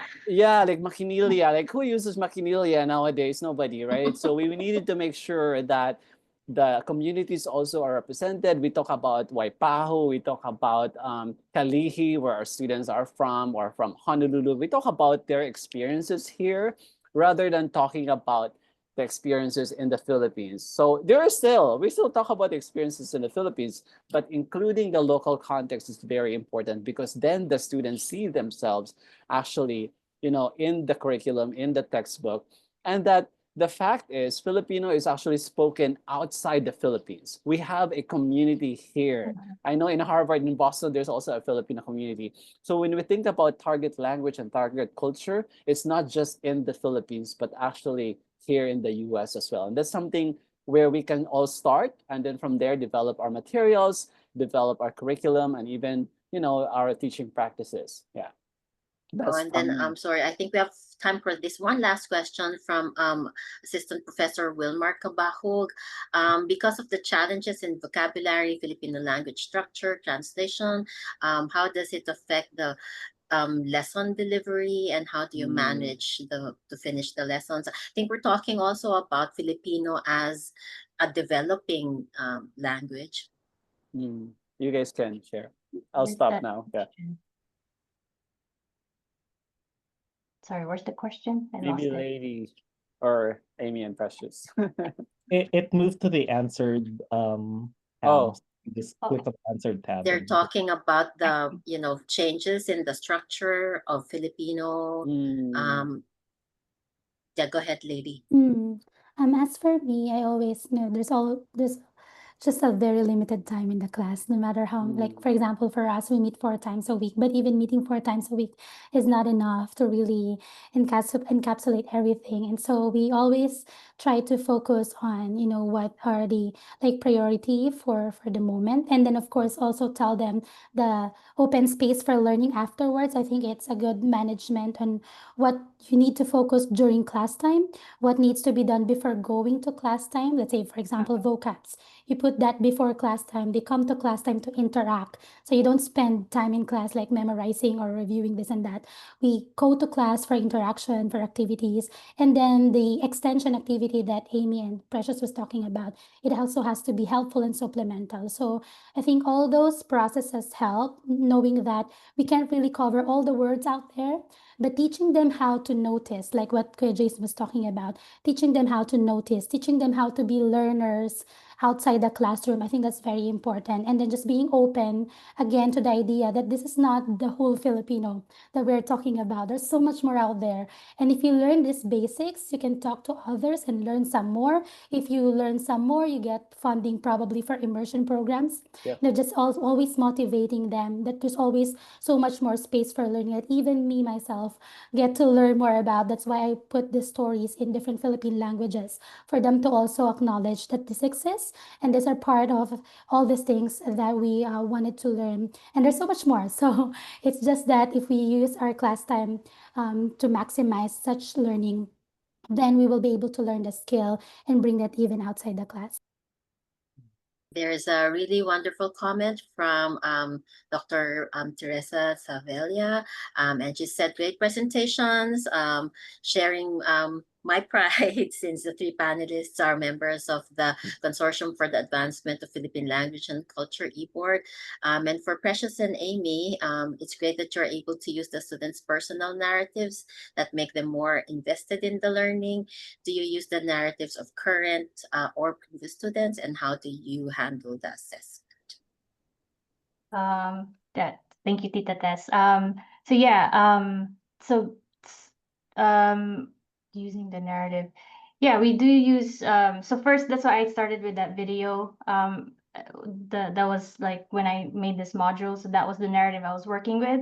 And as students did their presentation of their own narratives, I started to collect them. So actually we have this collection of narratives that we now can use for future lessons.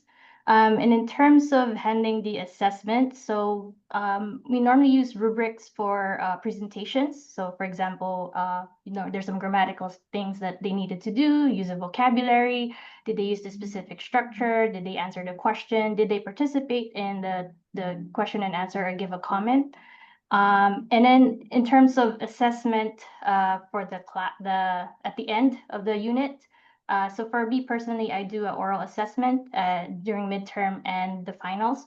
So those questions that they engage in their for example, the Karanasan unit, they will also be tested in that during the midterms. So through the practicing in class presentations, the goal there is to develop their fluency in the language using words. And in the oral assessment, no notes, no nothing. We're just talking about their own karanasan. So, I may pivot the question to like, oh, this is your karanasan. What about karanasan ng kapatid mo? Yeah, so that way, what we teach them is also what we're going to test them in the end. That's so wonderful. Thank you so very much for the answer, Thank you again for all of our panelists, Lady Aileen Orsal, Jayson Parba, Precious Arao, and Amy Peria. I'm sure you may have other questions, but the next three panelists just might have the answers to what you are asking. So we'll move this right along. Back to you, Markee. Thank you, Tita Pia. And again, Bagsak. all right. Well, thank you so much to all our panelists, and thank you for all the questions from our participants. We apologize we can't get through all of your questions. We also have limited time. But if you post in your questions in the Q&A box, we'll try our best to have somebody answer them for you, or maybe one of our panelists if they have time and if they can answer some of your questions. But let's move on with the second part of the Filipino language teaching in diverse contexts. Then again, if any of you want to post on your social media, let's make this event viral. Don't forget to use our official hashtag. That's hashtag Pamana ng Lahi 2025. All right, so let's move on to our next speaker. Our next speaker is another academic heavyweight, or as we say it in Tagalog, bigatin, as in bigatin tong susunod nating speaker. He holds a PhD in linguistics and a graduate certificate in multilingual multicultural professional practice from UH Mānoa. He received multiple awards such as the 2024 UH Regents Medal for Excellence in Research, the Teresita Ramos Endowment for Philippine Languages, Literature, and Culture, and the Sharing Language Diversity Fellowship from the Endangered Language Fund. He is also a consultant for the United Nations on Endangered Languages. Diba? Very bigatin. Tita Pia, I think you're muted. And that's not all. He also started the Filipino program at the University of Victoria, Canada. We are always grateful that he brought prestige to the Filipino program by joining its faculty. Please welcome Dr. Louward Zubiri. Thank you for that wonderful introduction, and thank you for the opportunity to share some of my insights in teaching the Filipino language in this event. So again, I'm Louward Zubiri, and then I'll talk about gamifying elementary Filipino instruction. Some parts of my talk has been covered by other speakers, so I'll breeze through them. So the outline for my talk today is I'll usually start with my own positionality and preliminaries, and then I'll highlight some notes on gamification, given that my talk is on gamifying elementary instruction. And then I'll show some examples on how we can gamify lessons and modules within teaching elementary Filipino. And then I'll end with some parting words. So to start, my academic specialization is heritage language acquisition. My dissertation research actually focuses on the multilingual acquisition of Filipino children in the Philippines. So basically how they acquired their mother tongue, Filipino, and then English. And then I've worked for multilingual education instruction, both in the Philippines and elsewhere. And then as a linguist, I study, Austronesian linguistics. And then we'll see a lot of that focus in some of my other instructions. And ethnically, I'm half Bicolano too. So as some preliminary, the national language of the Philippines is Filipino. We know that structurally and linguistically, Filipino is based on the grammar and the structure of Tagalog. And that's why a lot of the examples later and vocabulary is very similar to what we expect of Tagalog. So as other speakers have mentioned earlier, and I quote Kagan and Dillon 2008, for the purposes of discussing heritage language education, we emphasize the dichotomy between foreign language acquisition, which is the acquisition that starts within the classroom setting, and heritage language acquisition, which begins at the home setting. So as other speakers have mentioned, learners of Filipino language within our various contexts can be considered heritage language learners in both definitions, narrow and broad, by Polinsky et al., where some of them already have input in Filipino from their home, some of them doesn't have input of the language at their home, but they both have heritage connection to Filipino. But also, a lot of our students are actually second language learners, as mentioned by other speakers, where they don't have direct and overt exposure to Filipino culture and language input. So when designing our curriculum and especially our pedagogical focus in our classrooms, we need to accommodate for this variety of learners. And as such, especially for elementary Filipino instruction, we always need to cater to people who doesn't have prior exposure to the language. So how does gamification come into play in Filipino language education? So some preliminaries on gamification. So some terms we use are gamified, gamifying, game enhanced, and these terms are often used interchangeably within education research and pedagogical research. So from Zabo and Kopinska 2023. And gamification is defined as the application of game elements or elements of game design in a non-game environment. So this is from a seminal work by Deterding et al. In 2011. And some of the game elements design includes gaining points, leaderboards, some game mechanics, and so on and so forth. So gamification with a package of game design elements can create a more engaging learning environment. And this more engaging learning environment fosters the students' behavioral cognitive development, which is something we always desire for the holistic development of our learners. So this is from Xiao et al. In 2024. So you'll see that a lot of the things that I quote is from recent developments, not just within education research, but also in gamifying language teaching. So what we see here from De Sosa et al. In 2014 is that while it's easy to understand the concept of gamification, it looks simple, it's just the incorporation of game design in language teaching.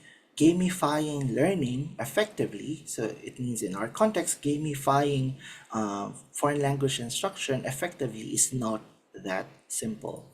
As Reinhardt pointed out in 2019, game-enhanced pedagogy involves understanding how L2 learning dynamics emerge from gameplay. So let's look at gamification in elementary Filipino instruction. But before that, we need to understand how Filipino courses within a Filipino program has been designed. So here we have another seminal work by Ramos and Mabanglo in 2012 that describes the language learning framework for teachers of Filipino. So a full Filipino program usually offers different levels of instructions at addressing the different levels of language proficiency from elementary, intermediate, advanced, and superior or beyond advanced.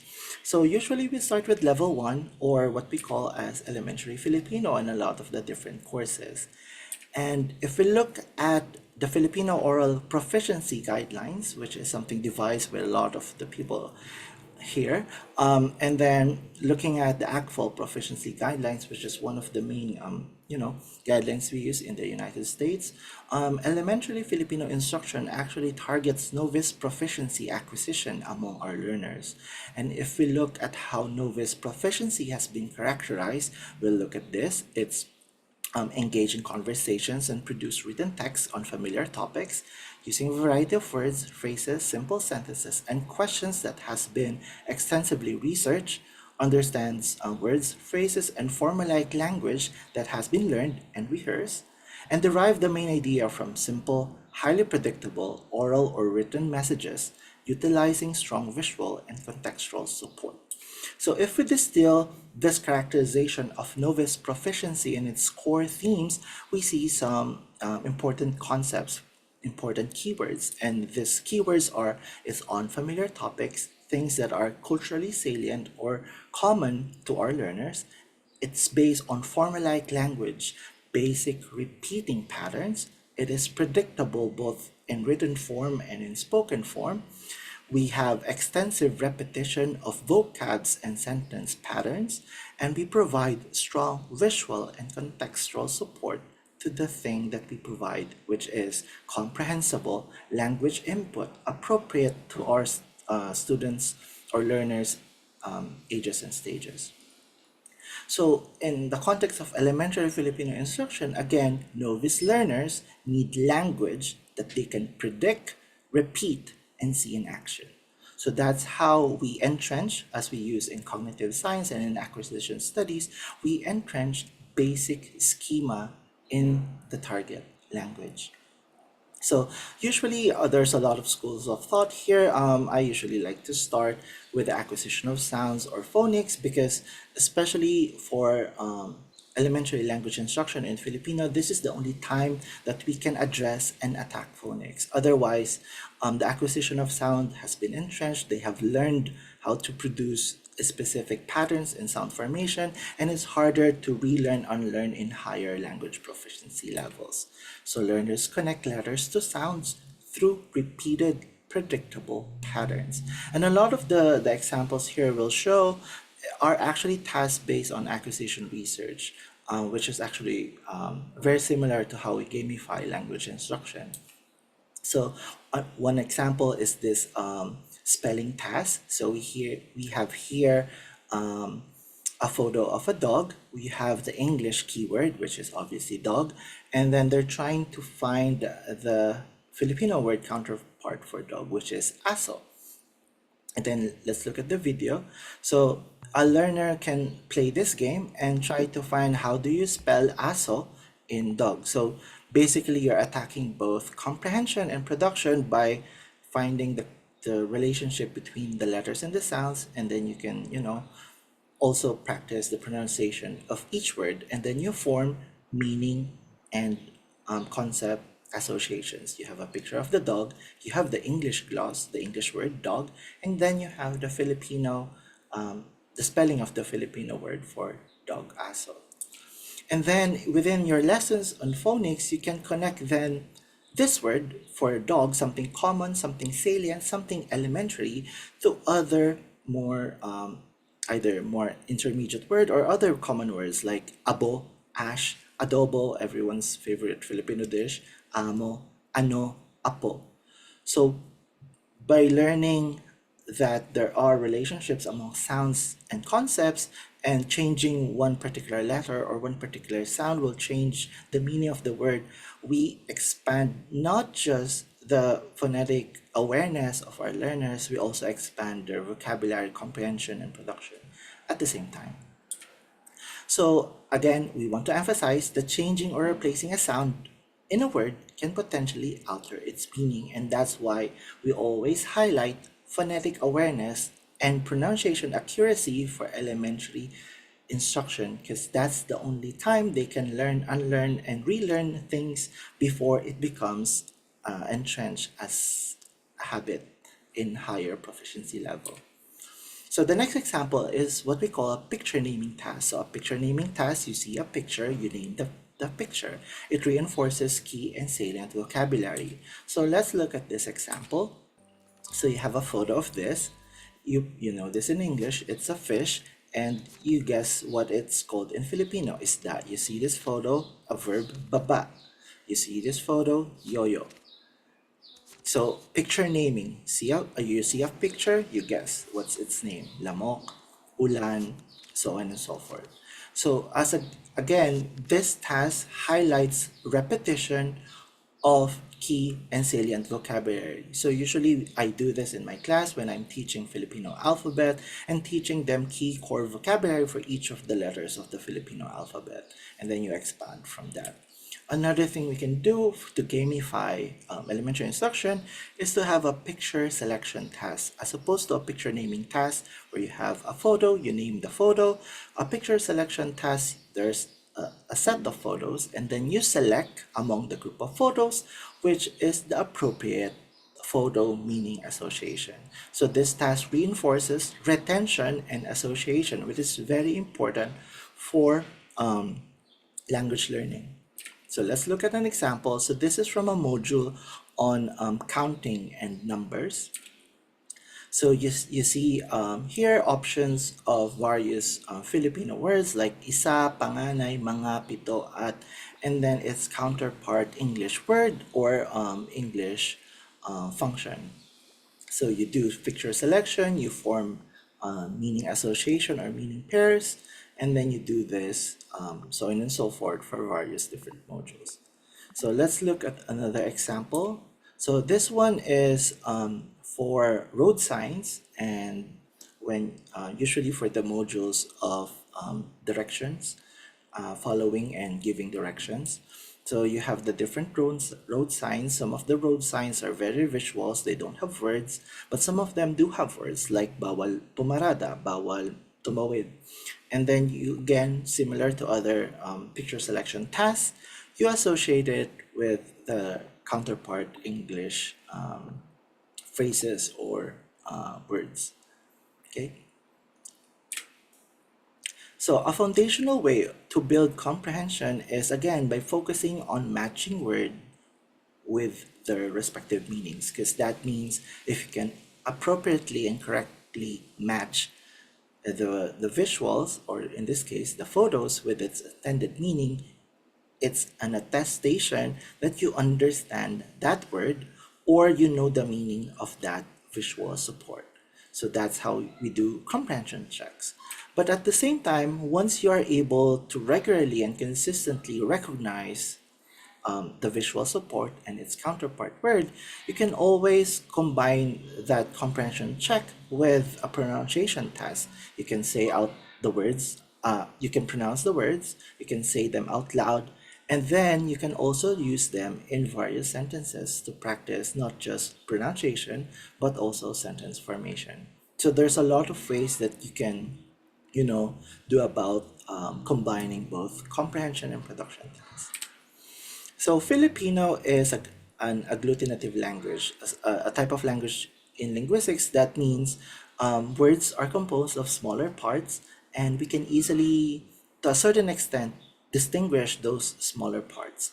And when we combine those smaller parts, each of those smaller parts add meaning or function to the whole word. So learning to spot these chunks or identifying these smaller chunks help you decode and build words more easily. So it helps with your morphological awareness, which is part of your metalinguistic awareness, how you are aware of the conceptual nuances of language, which is a very important skill for elementary Filipino, because a strong metalinguistic awareness in elementary Filipino helps build a strong foundation or a strong scaffold for higher language proficiency level, like intermediate, for example, as we'll see in the next few examples. So here we have an adjectival root, ganda, and then you have the simple adjectival conjugations from its basic form to its superlative form. Maganda, basic, mas maganda, comparative, napakaganda, intensified, and pinakamaganda, superlative. So knowing that these forms are a byproduct of smaller chunks and we know the meaning of these chunks, you would then know that if I add ma to an adjective root, it ends with a simple ma adjective, and it contrasts with some of the adjectival roots such as cute that doesn't have or doesn't require ma, or same, or pangit, which is another bare adjective, and so on and so forth. So being able to identify and decode smaller chunks help with metalinguistic awareness. And let's look at another important part of Filipino grammar, which are verbs. So here we have a verb root, luto. And then we have here the conjugation set of luto in its mag class, magluto, nagluto, nagluluto, magluluto. And we see some patterns here. You have the main verbal affix, you have the end form of the main verbal affix, because this is mag, and then you have luto, and then you have the repeating part, the first consonant and the first vowel of the root in nagluluto and magluluto. So again, being able to decode smaller chunks helps with metalinguistic awareness, because the thing is, only in elementary level can you help scaffold this metalinguistic awareness. Once they know something else, in higher proficiency, it's already entrenched. So that's what we call in language error. A language error is not an error anymore when it's already entrenched, because that's already part of your language habit. So let's look at an example. So this is a conjugation task for verbs, and you see here a sample sentence. It's a fill in the blank. Blank ako sa darating na Sabado. Very elementary. And then you have magpapahinga because it's darating na Sabado. Blank ako bukas, maliligo ako bukas. Blank na nga ako ng almusal tuwing umaga, magluluto na nga ako. And then you see some game elements in the design. You see correct, you see points, you see options, you see all the colorful visuals. And then it's a way to help emphasize not just the grammatical component, but also how to recognize patterns and smaller chunks of the language. So this example shows how we build verb conjugation skills using predictable, again, predictable, a feature of elementary and of novice proficiency, beginner-friendly contextualized pattern. It's used within a sentence that's usually you can say or understand in elementary courses. And then eventually you will now apply the rules more naturally because you have internalized or you have increased your metalinguistic awareness. So we start combining words into sentences, you begin to notice patterns. And then you start noticing how sentences in Filipino are put together. So let's look at some examples. So a sentence that's very module 1, self-introduction. So, si Maria ako is legit. And then, ako si Maria is how you typically, introduce yourself. Ako si blah, blah, blah. Ako si blah, blah. Ako si blah, blah, blah. So, very simple sentence, part of self-introduction. So let's make it a bit more complicated. So here we have a negative sentence. Nagtatrabaho ako, hindi pa. So how would you do that in this word order task? So word order task is when you move things around to find the target word order. So here we have hindi pa. Ako nagtatrabaho as our target negative construction. So in that task, we highlight what's the rule, what's the pattern when the sentence is a negative sentence. When you have hindi, where do you use pa, which is an enclitic word, and what happens to pronouns such as ako in this sentence. So basically, things move to certain position. So in this example, we see that there are patterns governing the position and orientation of certain words, such as a negation word like hindi, or enclitic particles such as pa. So hindi usually goes to the start of the sentence, enclitic such as pa goes to the second position. And this reinforces that pattern observation. So let's look at another sentence example. So Starbucks ako nagtatrabaho. So that sentence is perfectly legit. It's perfectly valid, it's perfectly grammatical. But then we can derive something more basic from that sentence. So it's not its basic form. So here, when a learner is trying to deduce what's the most basic form of that pattern, you'll have your typical verbal sentence. Nagtatrabaho ako sa Starbucks. So even though sa Starbucks ako nagtatrabaho is a perfectly grammatical sentence, it requires a higher order level of proficiency to form a sentence that starts with a sa preposition. But this, of a sentence that starts with a verb, nagtatrabaho ako sa Starbucks, is something that they learn in 101.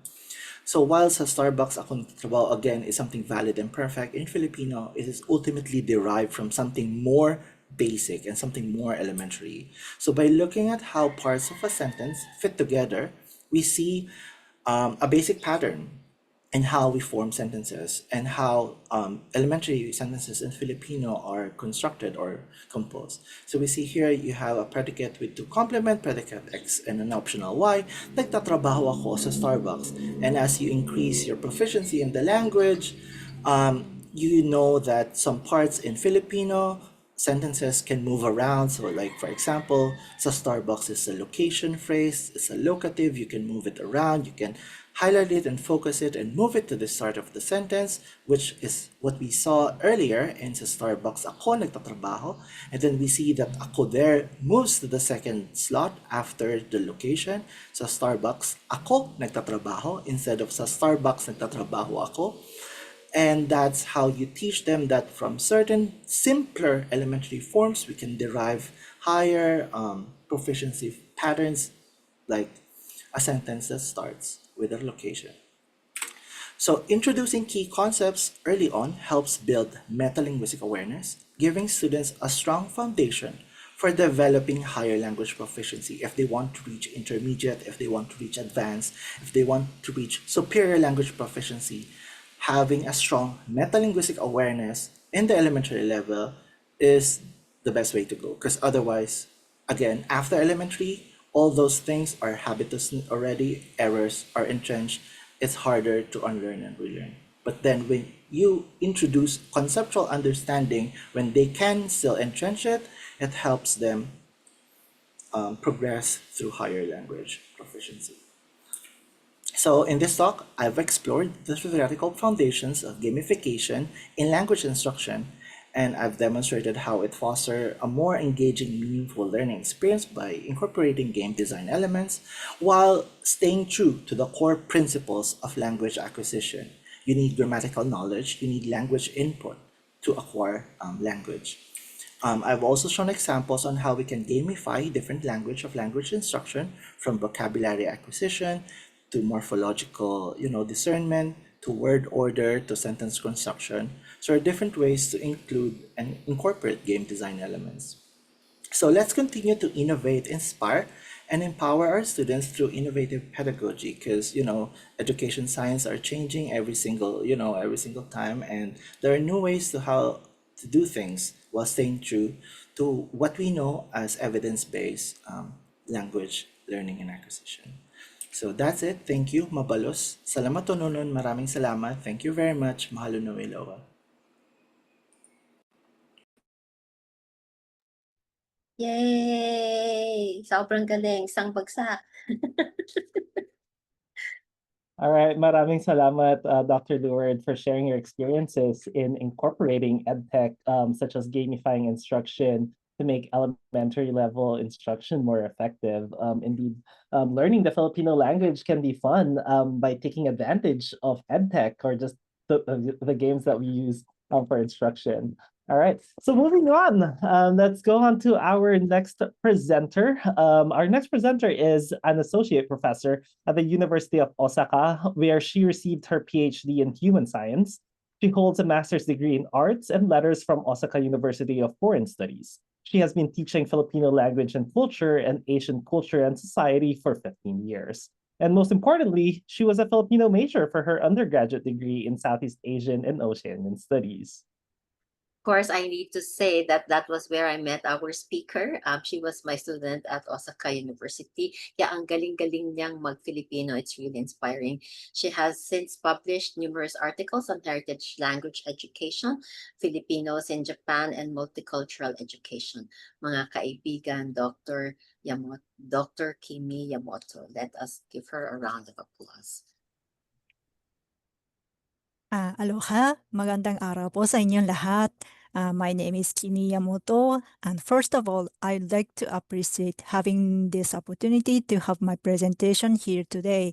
Thank you, Professor Pia Arboleda, and all concerned parties for this event. Maraming salamat po. Let me introduce myself briefly for my today's presentation. I am now one of the professors of undergraduate program of major in Filipino language of the University of Osaka.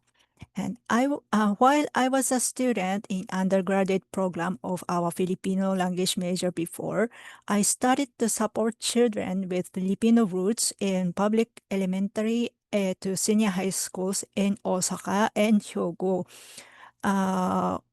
Not so near, not so far from Tokyo, but little bit. The condition of this region is a little bit special because some schools have mother language or heritage language classes, and it is a rare case to offer mother language, heritage language classes in public schools in Japan. So this was when I began to develop Filipino language materials because I had some occasions to teach it at schools, both to the children with and without Filipino roots. In our Filipino major of Osaka University, University of Osaka instead, we have more or less 20 students in each year, but we only have students with Filipino roots. In my presentation today, I am going to focus on one of the materials for students I developed and I still keep on developing. I'm now explain first the backgrounds.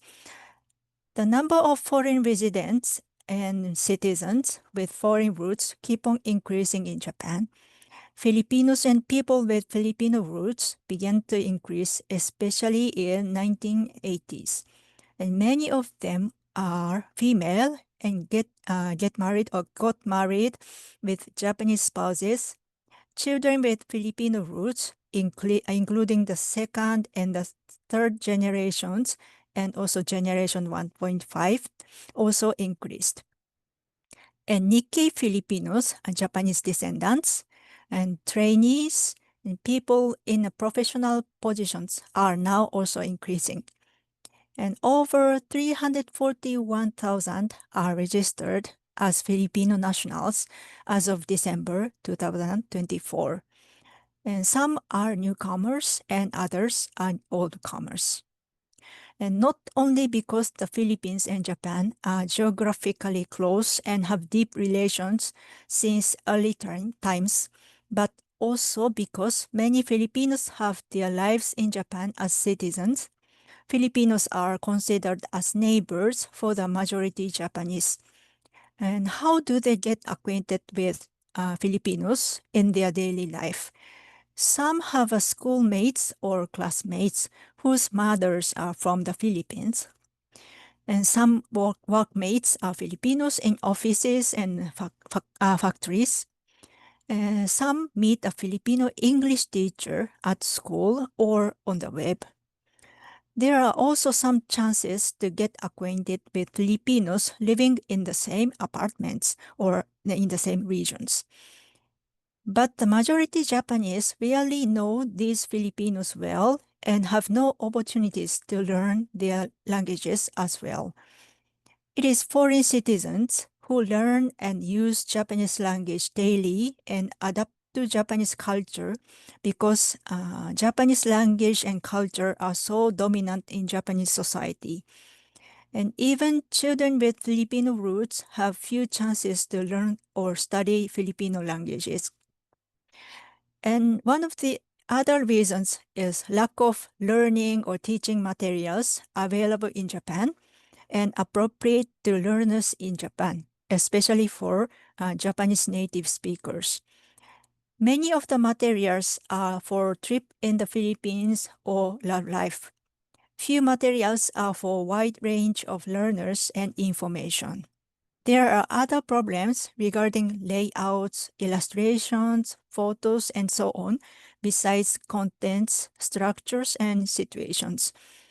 And this is why I decided and I needed to develop materials, especially for young learners, like children in elementary schools and high schools and college students.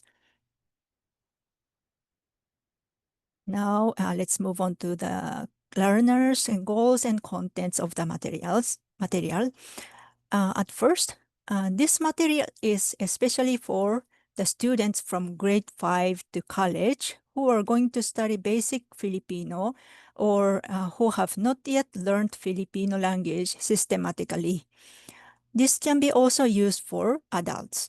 Some parts of this material, like greetings, songs, games, and conversations, are also appropriate to kindergarten pupils and lower graders in elementary school. Next one is about targets.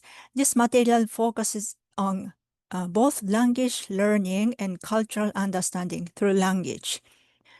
In the aspect of language learning, The goal is to be able to have a basic communication with close people using Filipino in daily life. And the attainment targets regarding 4 skills are indicated in this table.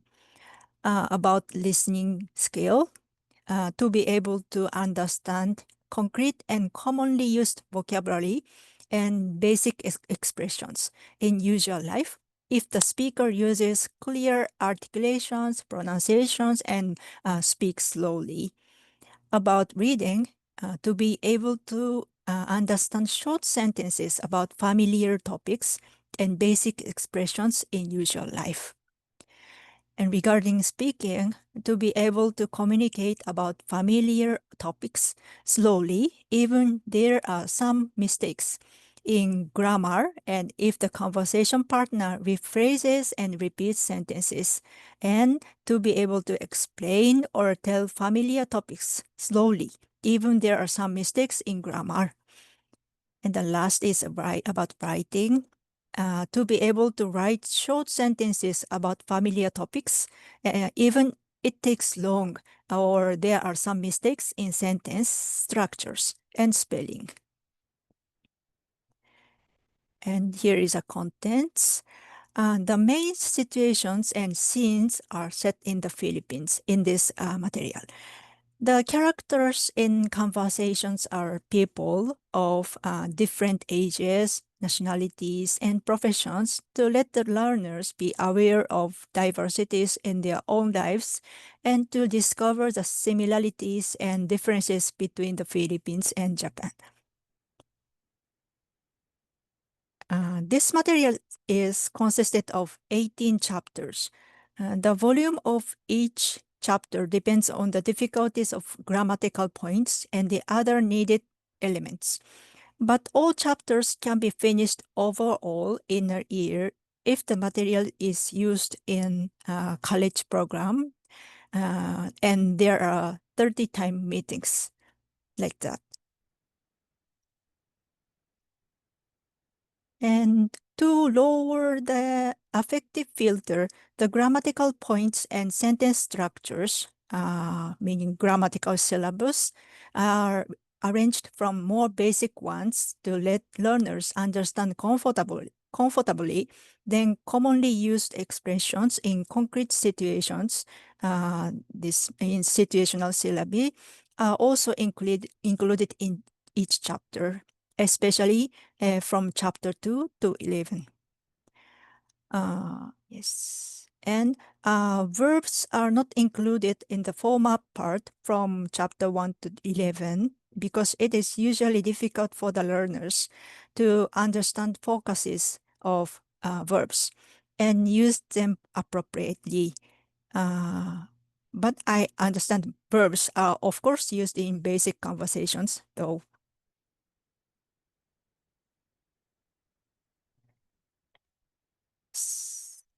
And this table shows the goals and vocabularies and grammatical points in each chapter.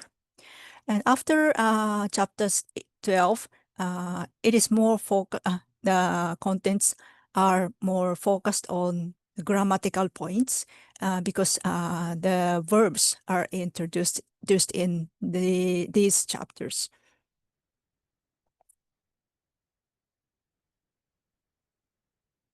The common contents in each chapter are vocabulary, basic conversations, and grammatical points. Regarding grammatical points, there are explanations and example sentences.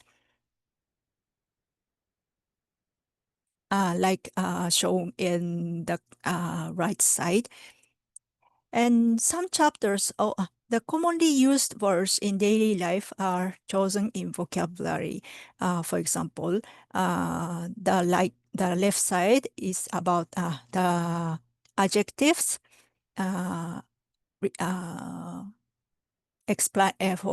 using to explain the features or characteristics of the things.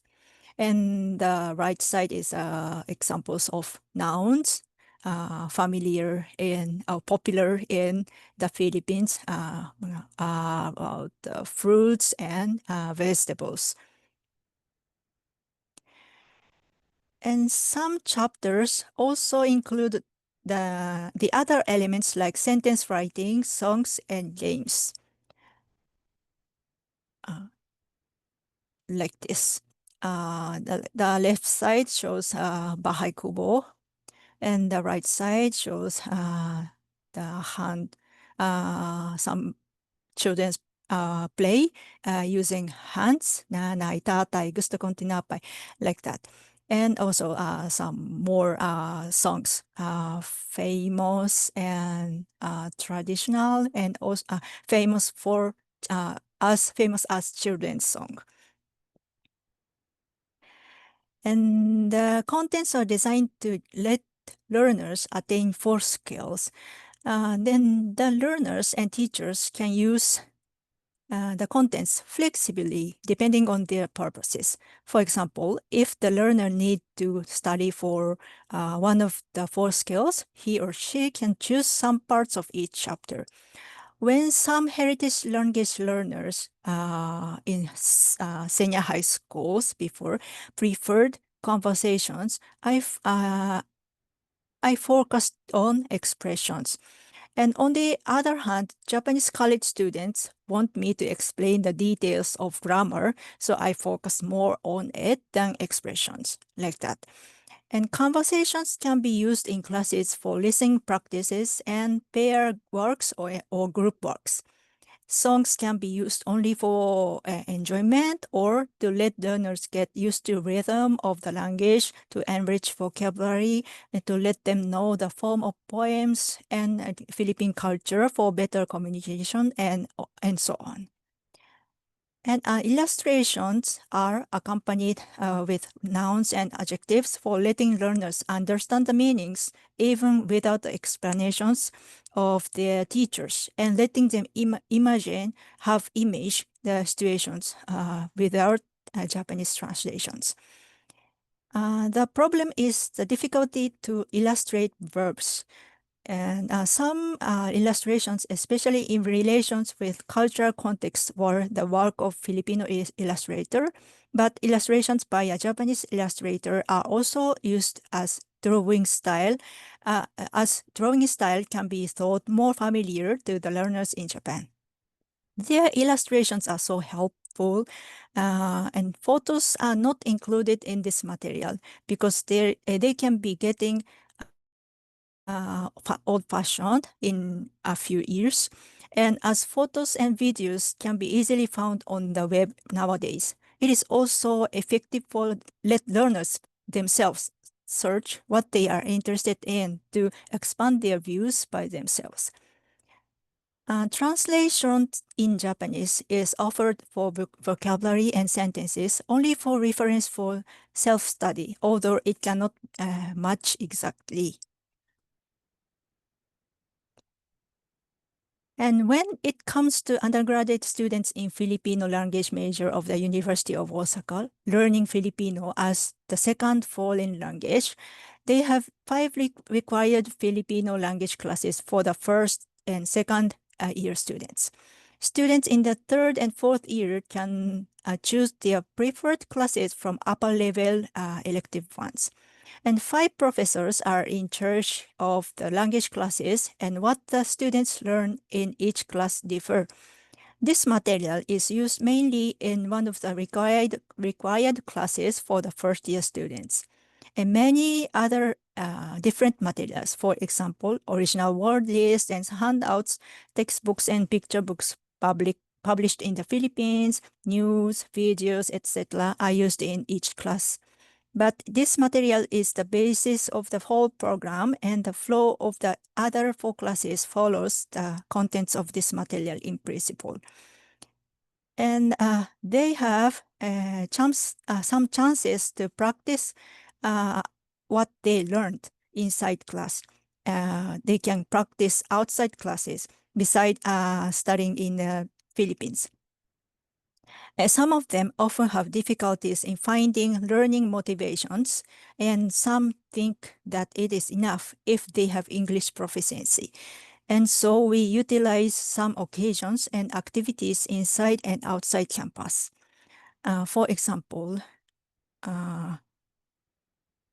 inside campus, cooking and selling Filipino dishes for summer fiesta. Mabenta daw talaga yung turon na ito. And sometimes they dance for summer fest, and performance of a play is seen in every year inside campus. And for example, outside campus, to talk and play with high school students with Filipino roots, to support children from the Philippines in elementary and high schools, to join some events of Philippine communities like Philippine festivals. Yeah, they can attend there. And while using this material, I find every year there are some parts that should be amended or some additions are needed. This material still has been used only for limited students and in some schools and colleges. But I hope this can be of help to the learners to understand Filipino language and neighbor Filipinos and broaden their views, resulting in better communication with the people around them in daily life in local communities. Unfortunately, I also learned from feedback of the users of this material. I would like to keep on revising it. That's all for my presentation today. Maraming salamat po sa inyong pakikinig.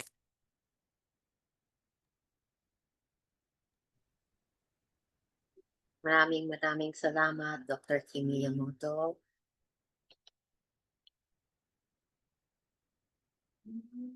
Good. Back to you, Markee. Yes, maraming salamat po ulit, Dr. Kimi Yamoto.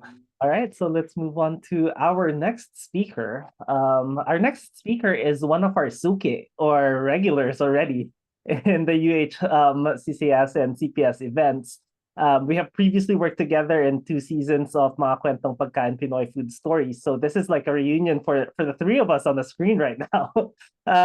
Our speaker has been a Filipino language and literature teacher at the Ateneo de Manila Junior High School since the late 90s. And he has also been a facilitator, coach, and consultant for various organizations, including the Philippine Department of Education. He's now pursuing his PhD at the Ateneo de Manila University. And Tita Pia? Yes, as a true Suki, just last year he was a guest lecturer, visiting scholar at the University of Hawaii Department of Indo-Pacific Languages and Literatures, where he shared his knowledge to our students. He has also published his translation, Nole Metangere Edition Pang High School, a wonderful resource for teachers, which includes beautiful sketches by Nikki Kalma. You should get a copy. Let's all welcome coffee connoisseur, Mr. Paolo Ven Paculan, fondly called Sir Pop. Hello po. Aloha. Magandang araw at good day to all. So it is an honor to once again work with Doc Pia, Markee, hello. Even my fellow speakers, Precious, Amy, Louward, and all the others, and all of you, our precious audience. And of course, thank you to the University of Hawaii at Manoa Center for Southeast Asian Studies. And together we bring to you ang pambubudol. Ang pambubudol kina... Ayan. Okay, let's share it. There. Kina Florante at Ibarra, teaching media and information literacy through classic Filipino texts. So, in the Philippines, stories abound of people withdrawing the entire context of their ATM account after being whispered to in a jeepney by one of their seatmates. They say they were conscious the whole time but didn't know what they did, except for the power of those whispers and the well-chosen words of the seemingly friendly pasahero. This phenomenon is called budol. The people trained to do it used to be called the budol-budol gang. But now, budol is a word used to excuse the online purchase of unnecessary items, as in, pinubudol mo ako, or nabudol ako pare, bumili ako.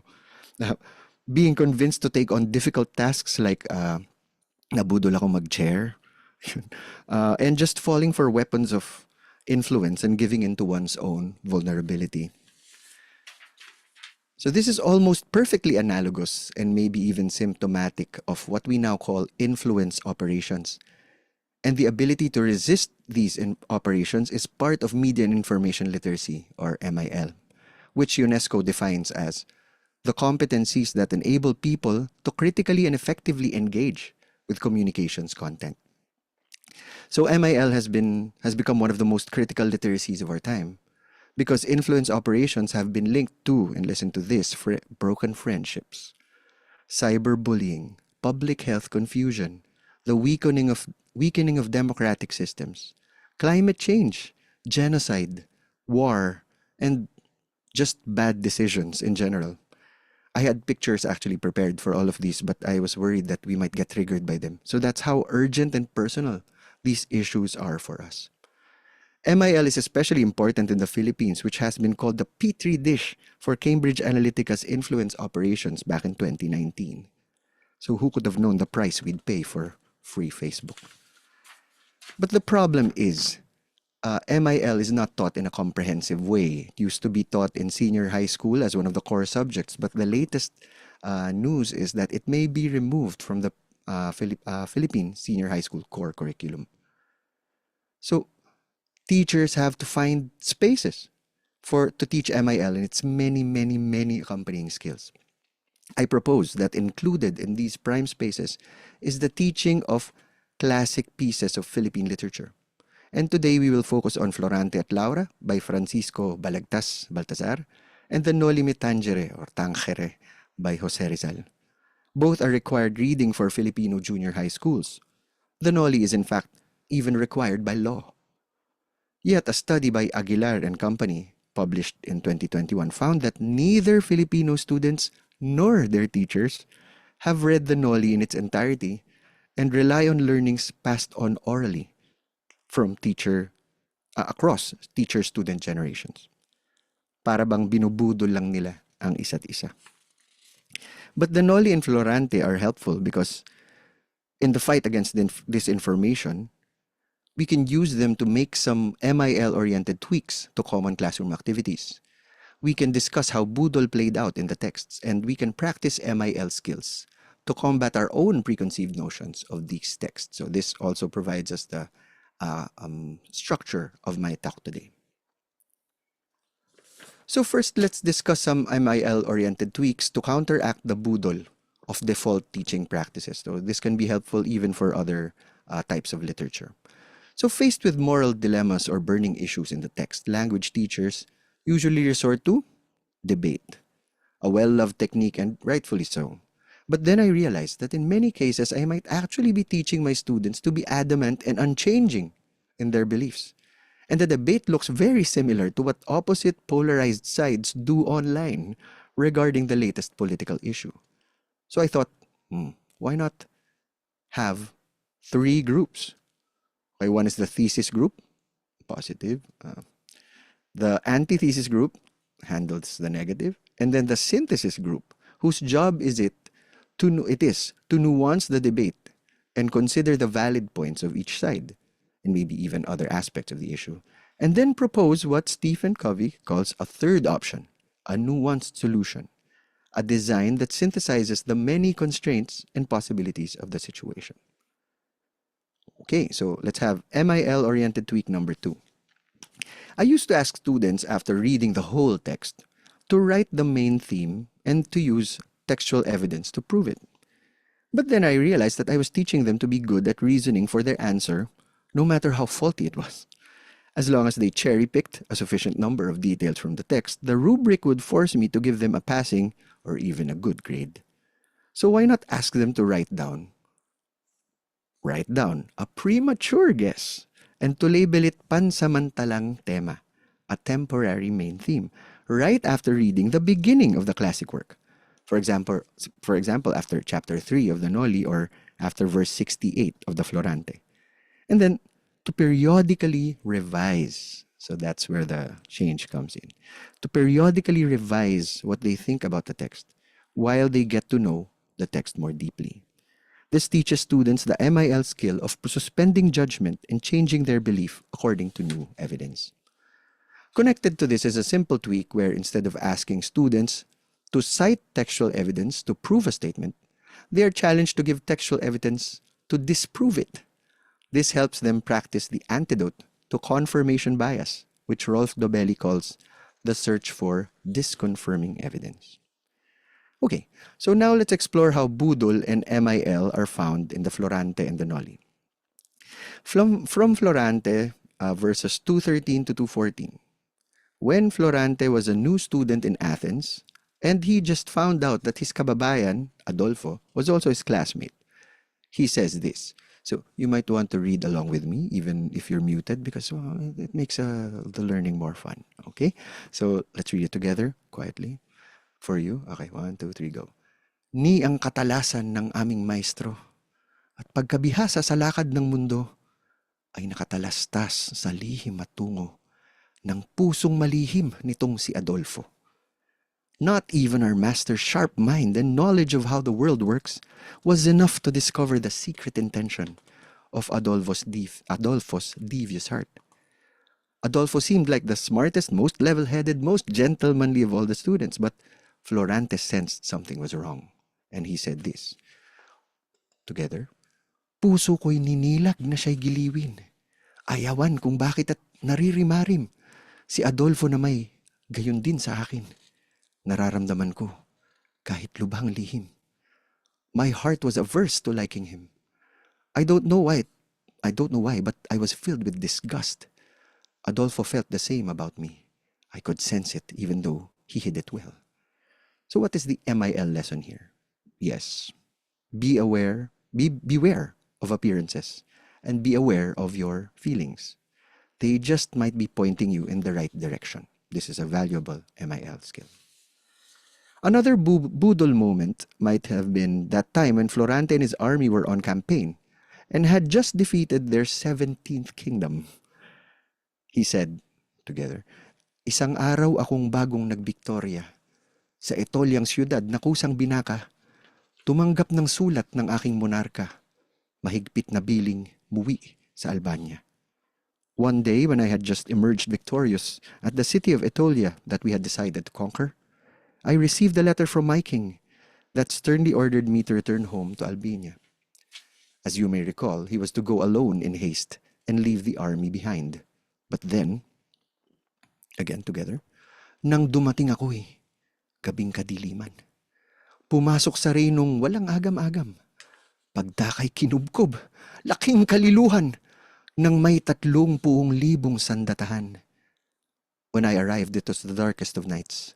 I entered the kingdom without a hint of doubt, but was immediately attacked, oh great treachery, by 30,000 armed men.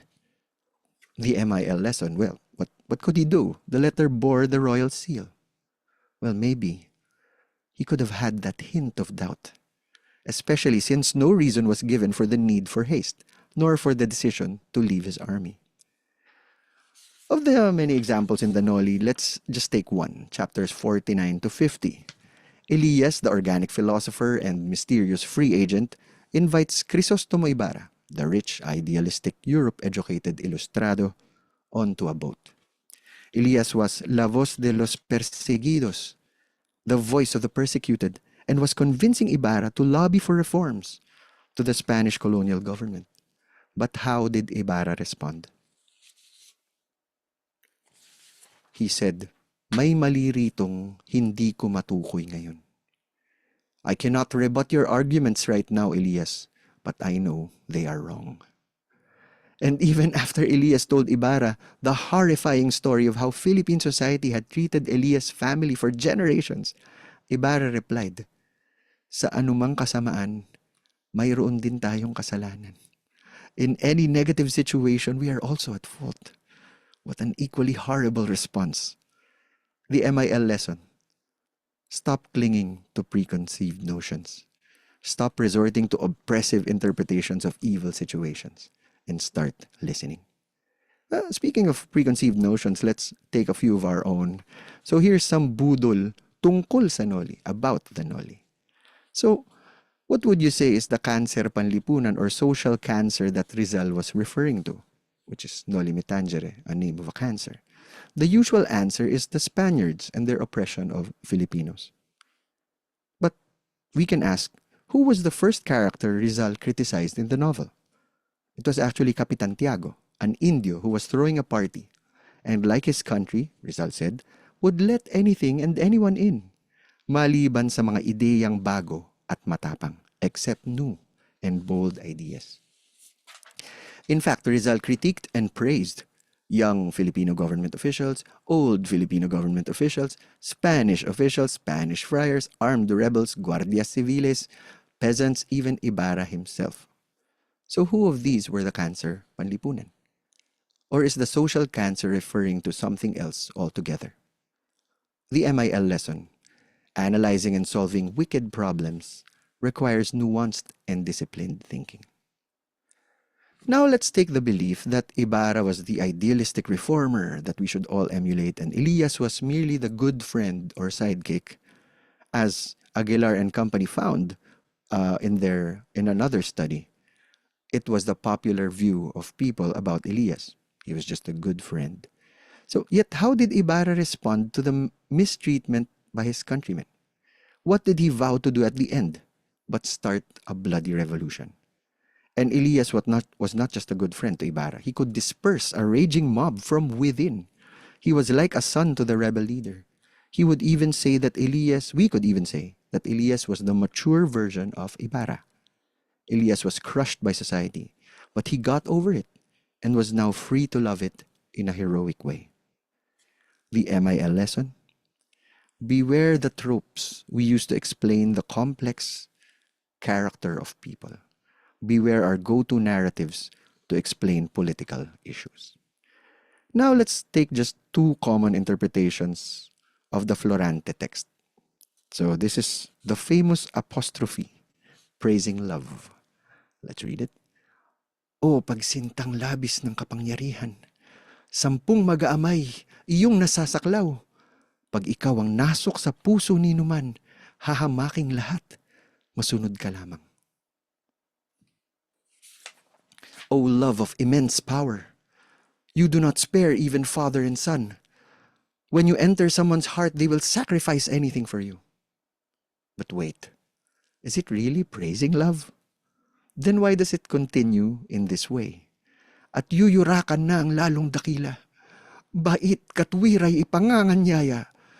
Buong katungkulay wawaling bahala. 10 ng hiningay ipauubaya. He will trample on the greater good. Decency, reason he will abandon. All his obligations he will treat as nothing. Even his breath he will give up. Doesn't sound like praise, does it? So what kind of love is it actually talking about? Could it be connected to the main conflict facing Aladdin, the one who spoke these verses, whose rival for his fiancée was his own father? What kind of love could rip them apart? Last example, the Florante is thought of as a protest poem, written as an allegory of the Spanish occupation. Now let's listen to this verse. You can read it with me. Sa loob at labas ng bayan kong sawi, kaliluhay siyang nangyayaring hari. Kagaling at bait ay nalulugami, ininis sa hukay ng tus at pighati. Inside and out of my poor country reigns treachery. Goodness and reason are emaciated, thrown into the pit of suffering and sorrow. Florante laments the reign of treachery. Why treachery? Wait, who was reigning in Albania at that time? Was it a foreign power, such as would be analogous to Spain? Or was it someone closer to him? Or did we accuse the work of being an allegory, which Tolkien said he cordially disliked when asked if his Lord of the Rings was such? And if we read the intent admitted by Balagtas himself from his dedication of the Florante to his lover Celia, he said this. Now, I'll read it. Itong di matiis na pagdaralita ng dahil sa iyo, o nalayong tuwa, ang siyang umakay na ako'y tumula, awitin ang buhay ng isang naaba. This unbearable suffering because of you, O happiness lost, is what led me to write this poem and sing the life of an unfortunate man. He was talking to Celia, a girl. And we could contend that Celia again is an allegory for the Philippines, but in the Florante's last verse, right at the happy ending, Balagtas writes, nagsasama silang lubhang mahinusay hanggang sa nasapit ang payapang bayan. Tigil, aking musa't kusa kang lumagay sa yapak ni Celia't dalhin niya ring ay. They lived together in complete contentment, referring to King Florante and Queen Laura, until they reached the peaceful country, referring to heaven, an allegory for the PH. But then, enough, my muse, and place this lamentation at my Celia's feet. It is hard to argue with more than a century of interpreting the Florante as rebellious, and the Noli as merely an anti-Hispanic expose. These are valid interpretations, of course, especially since Ileto said in his Passion and Revolution that when errors proliferate in a patterned manner, when rumors spread like wildfire, when sources are biased in a consistent way, we are in fact offered the opportunity to study the workings of the popular mind. Our interpretations, our preconceived notions, show us who we are. They are the way we inflict budol upon ourselves. But contemporary life demands more from us than mere acceptance of who we are. It asks us to suspend judgment, to find the third option, to look for disconfirming evidence, to be aware of our feelings, to have hints of doubt, to challenge preconceived notions or even the way things that we are taught, or even the things that we are taught. Only then can we give justice to the mystery and depth of the Florante at Laura and the Noli Me Tangere. Once again, mahalo for this opportunity. For those already teaching the Noli in Florante, I hope this talk provided you with some new practical insights. And for everyone, I hope it encouraged you to look again at these classics. Maraming salamat at ingat po sa budol. Wow.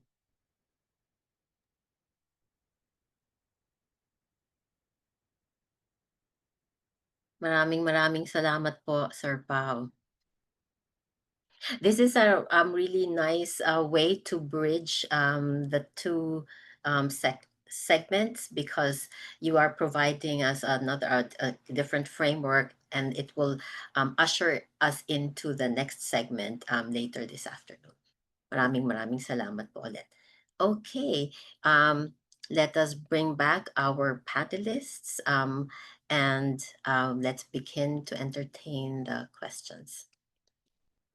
Markee? Yes, so for our questions, don't hesitate to go ahead and put that in the Q&A box again. We did receive a few questions earlier for Dr. Zubiri, which he has already answered. So please check that on the answered tab if you have not seen that yet. So for your questions, again, go ahead and type that in our Q&A box. We're reserving another 20 minutes for this one, so go ahead and post your questions in the Q&A. But while we're waiting for those questions, Sir Pao, that's definitely a very refreshing take on Florante at Laura and Noli Me Tangere. That definitely a very different take of like how we normally like look at, like it's like these novels, the whole concept of teaching MIL in the time of so much fake news definitely encourages critical thinking for our students, and for them to even be more discerning of the media and information they consume. So that's a good way to bridge like these classic novels to how we can apply these learnings now in the time of everybody just always glued to their phones, consuming social media and all these information. So Magandang hapon po ulit. Earlier, and this question is for Dr. Yamoto. Earlier, there was a question about really the significance of Filipino as a foreign language. So it's we thank you for your presentation, and you have outlined the need for teaching Filipino in your university, but could you kindly talk to us a little bit more about the like really specific challenges that you face and your triumphs? I know that you gave us some examples, but maybe you could elaborate on that a little bit more.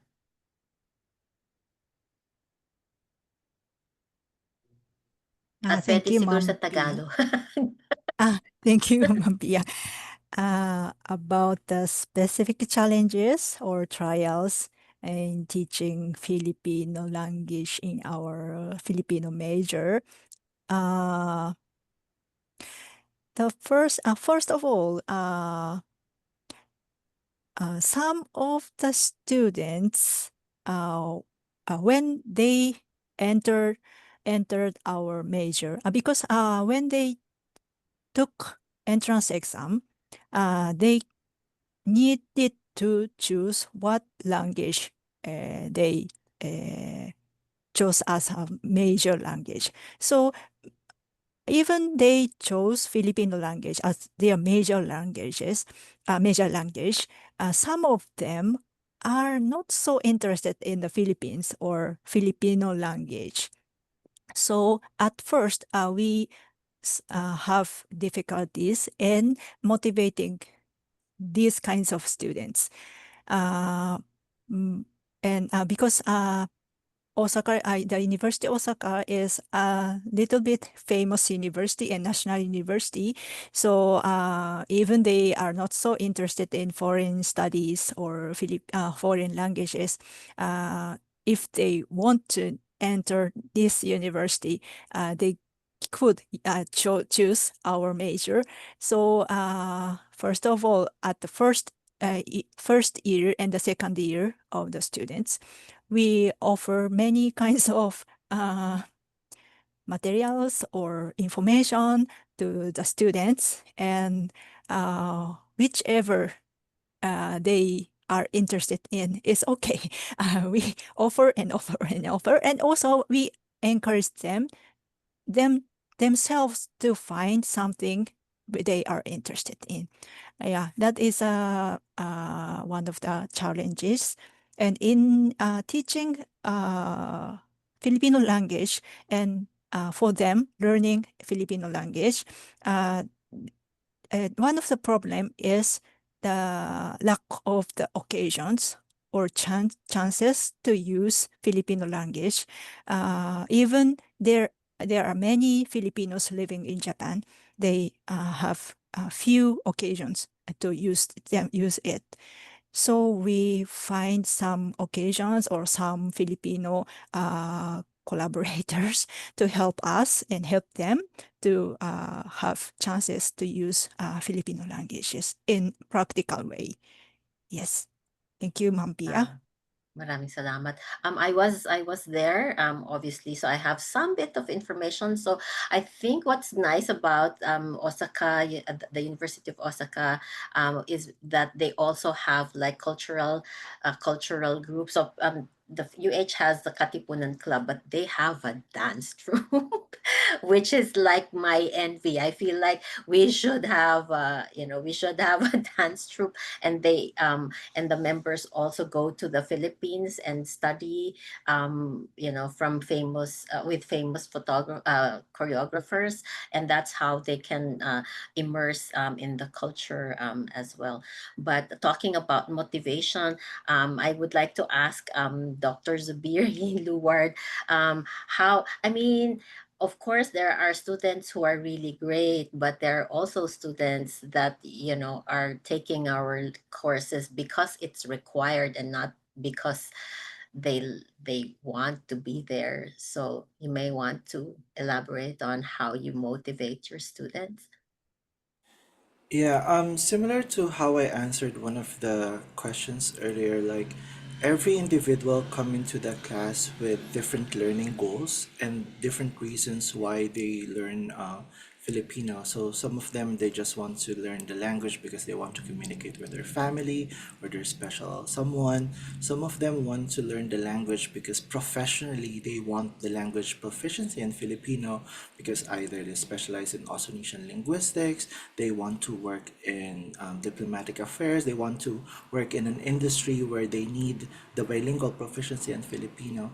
So for me, I'm very cognizant of that each individual or each learner have different reasons, and what I usually do is I cater to the reason. Like if they want to use Filipino for because they're like in the medical industry, so I give them more vocabs specific to like how they use it in biology and in nursing and things like that.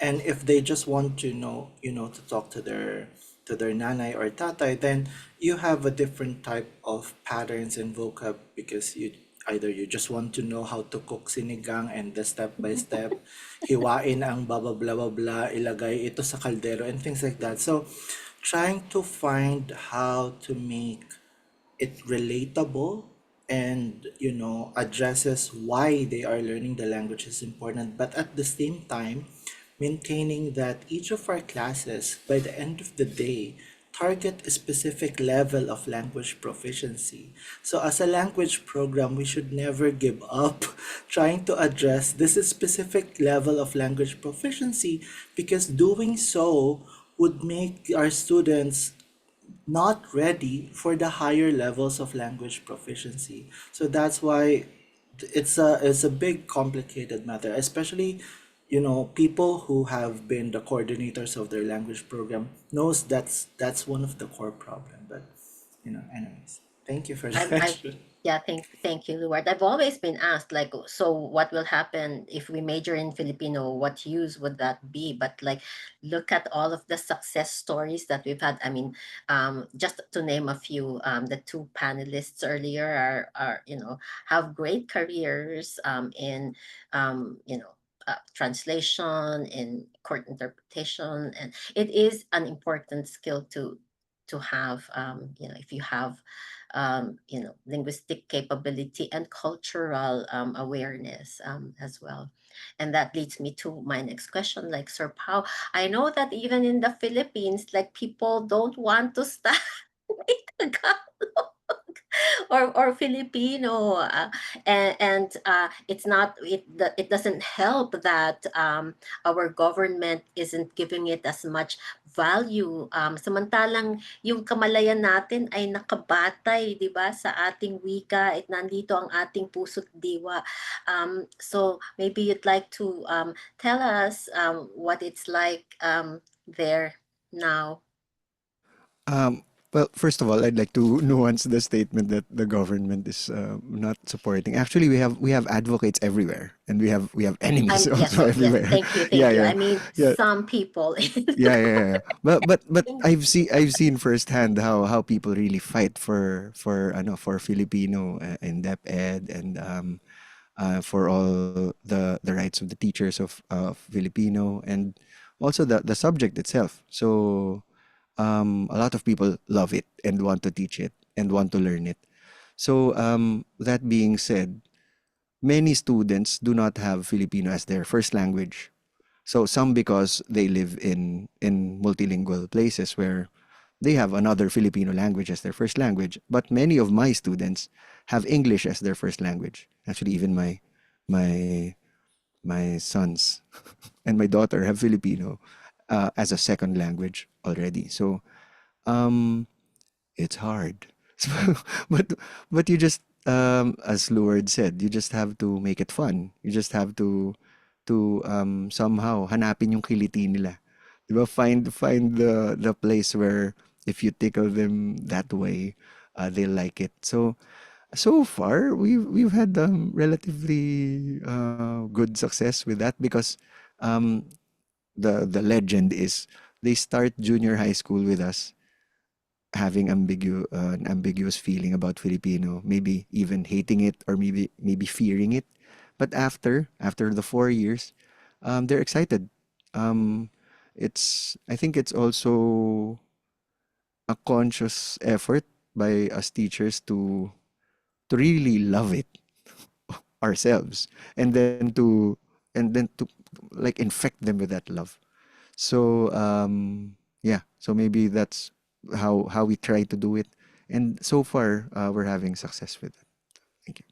I personally would like to thank you because when I speak to parents here, sometimes they tell their own their own children not to take Filipino because they think they will be taught the way Filipino was taught to them when they were in the Philippines, which is just memorize the Florante at Laura without understanding meaning. And so they think that's what we're doing here, right? But it's a good thing that we can dispel this notion because we take our, teaching seriously. Plus, with Ateneo High School leading the way and Sir Pao there, I mean, I have such deep respect for your department because of the work that you are doing in terms of changing the framework in which we study Filipino para ka-level din siya, 'di ba? Kasi so much we spend so much time like how to teach math or or English. Sobra pag English, bakit gusto natin matuto ng English, 'di ba? But nasaan yung pagmamahal natin sa ating wika, 'di ba? Na pati dito dinadala natin yung bias na 'yan. So I have renewed faith in the world because of the way you have taught the Noli, the Fili, which are also the stuff that I teach over here. Was there a question? Was there a raised hand, Markee? No, Tita. There's no questions or a raised hand. But I guess we are just right on time. And again, thank you so much to all our panelists, the second set of panelists for our first segment. Definitely, you guys shared a lot of new information and definitely something that maybe some of our teachers can use in their own practice. So this isn't the end. You will, if you want to contact our speakers, and you can contact me. I'll be their agent. And I will, and if you have questions or would like to work with them in the future, then I'm happy to connect everybody, or you can just ask, or if they're willing, they can give you their email addresses on chat right now. So muli, maraming salamat po, Sir Pao, Kimi, Dr. Kimi Yamoto, Dr. Louward Zubiri, at maraming salamat po sa inyong napakahusay na mga presentasyon ngayong hapon. Markee, we're taking a quick break. Not a quick break, a long break. We'll take a lunch break. All right, so that does wrap up the first segment of our webinar. Some of our staff have been posting links on the chat, so you guys could go ahead and check that for links for CCS and other future workshops that the center is offering, I believe, in the next couple of months. And also, again, if any of you want to post on your social media, don't forget to use our official hashtag Pamana ng Lahi 2025.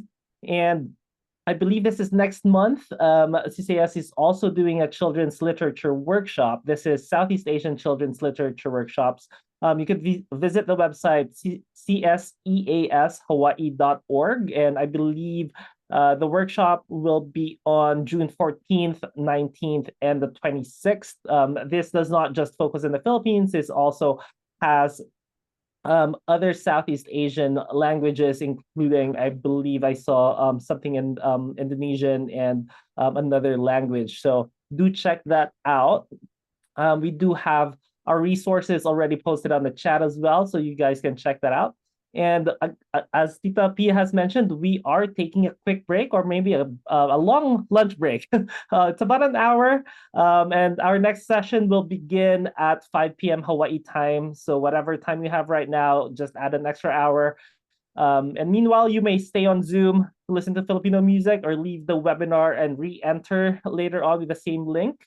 But for now, thank you so much again for your active participation and for attending the first segment of our webinar. I'll see you all later in an hour.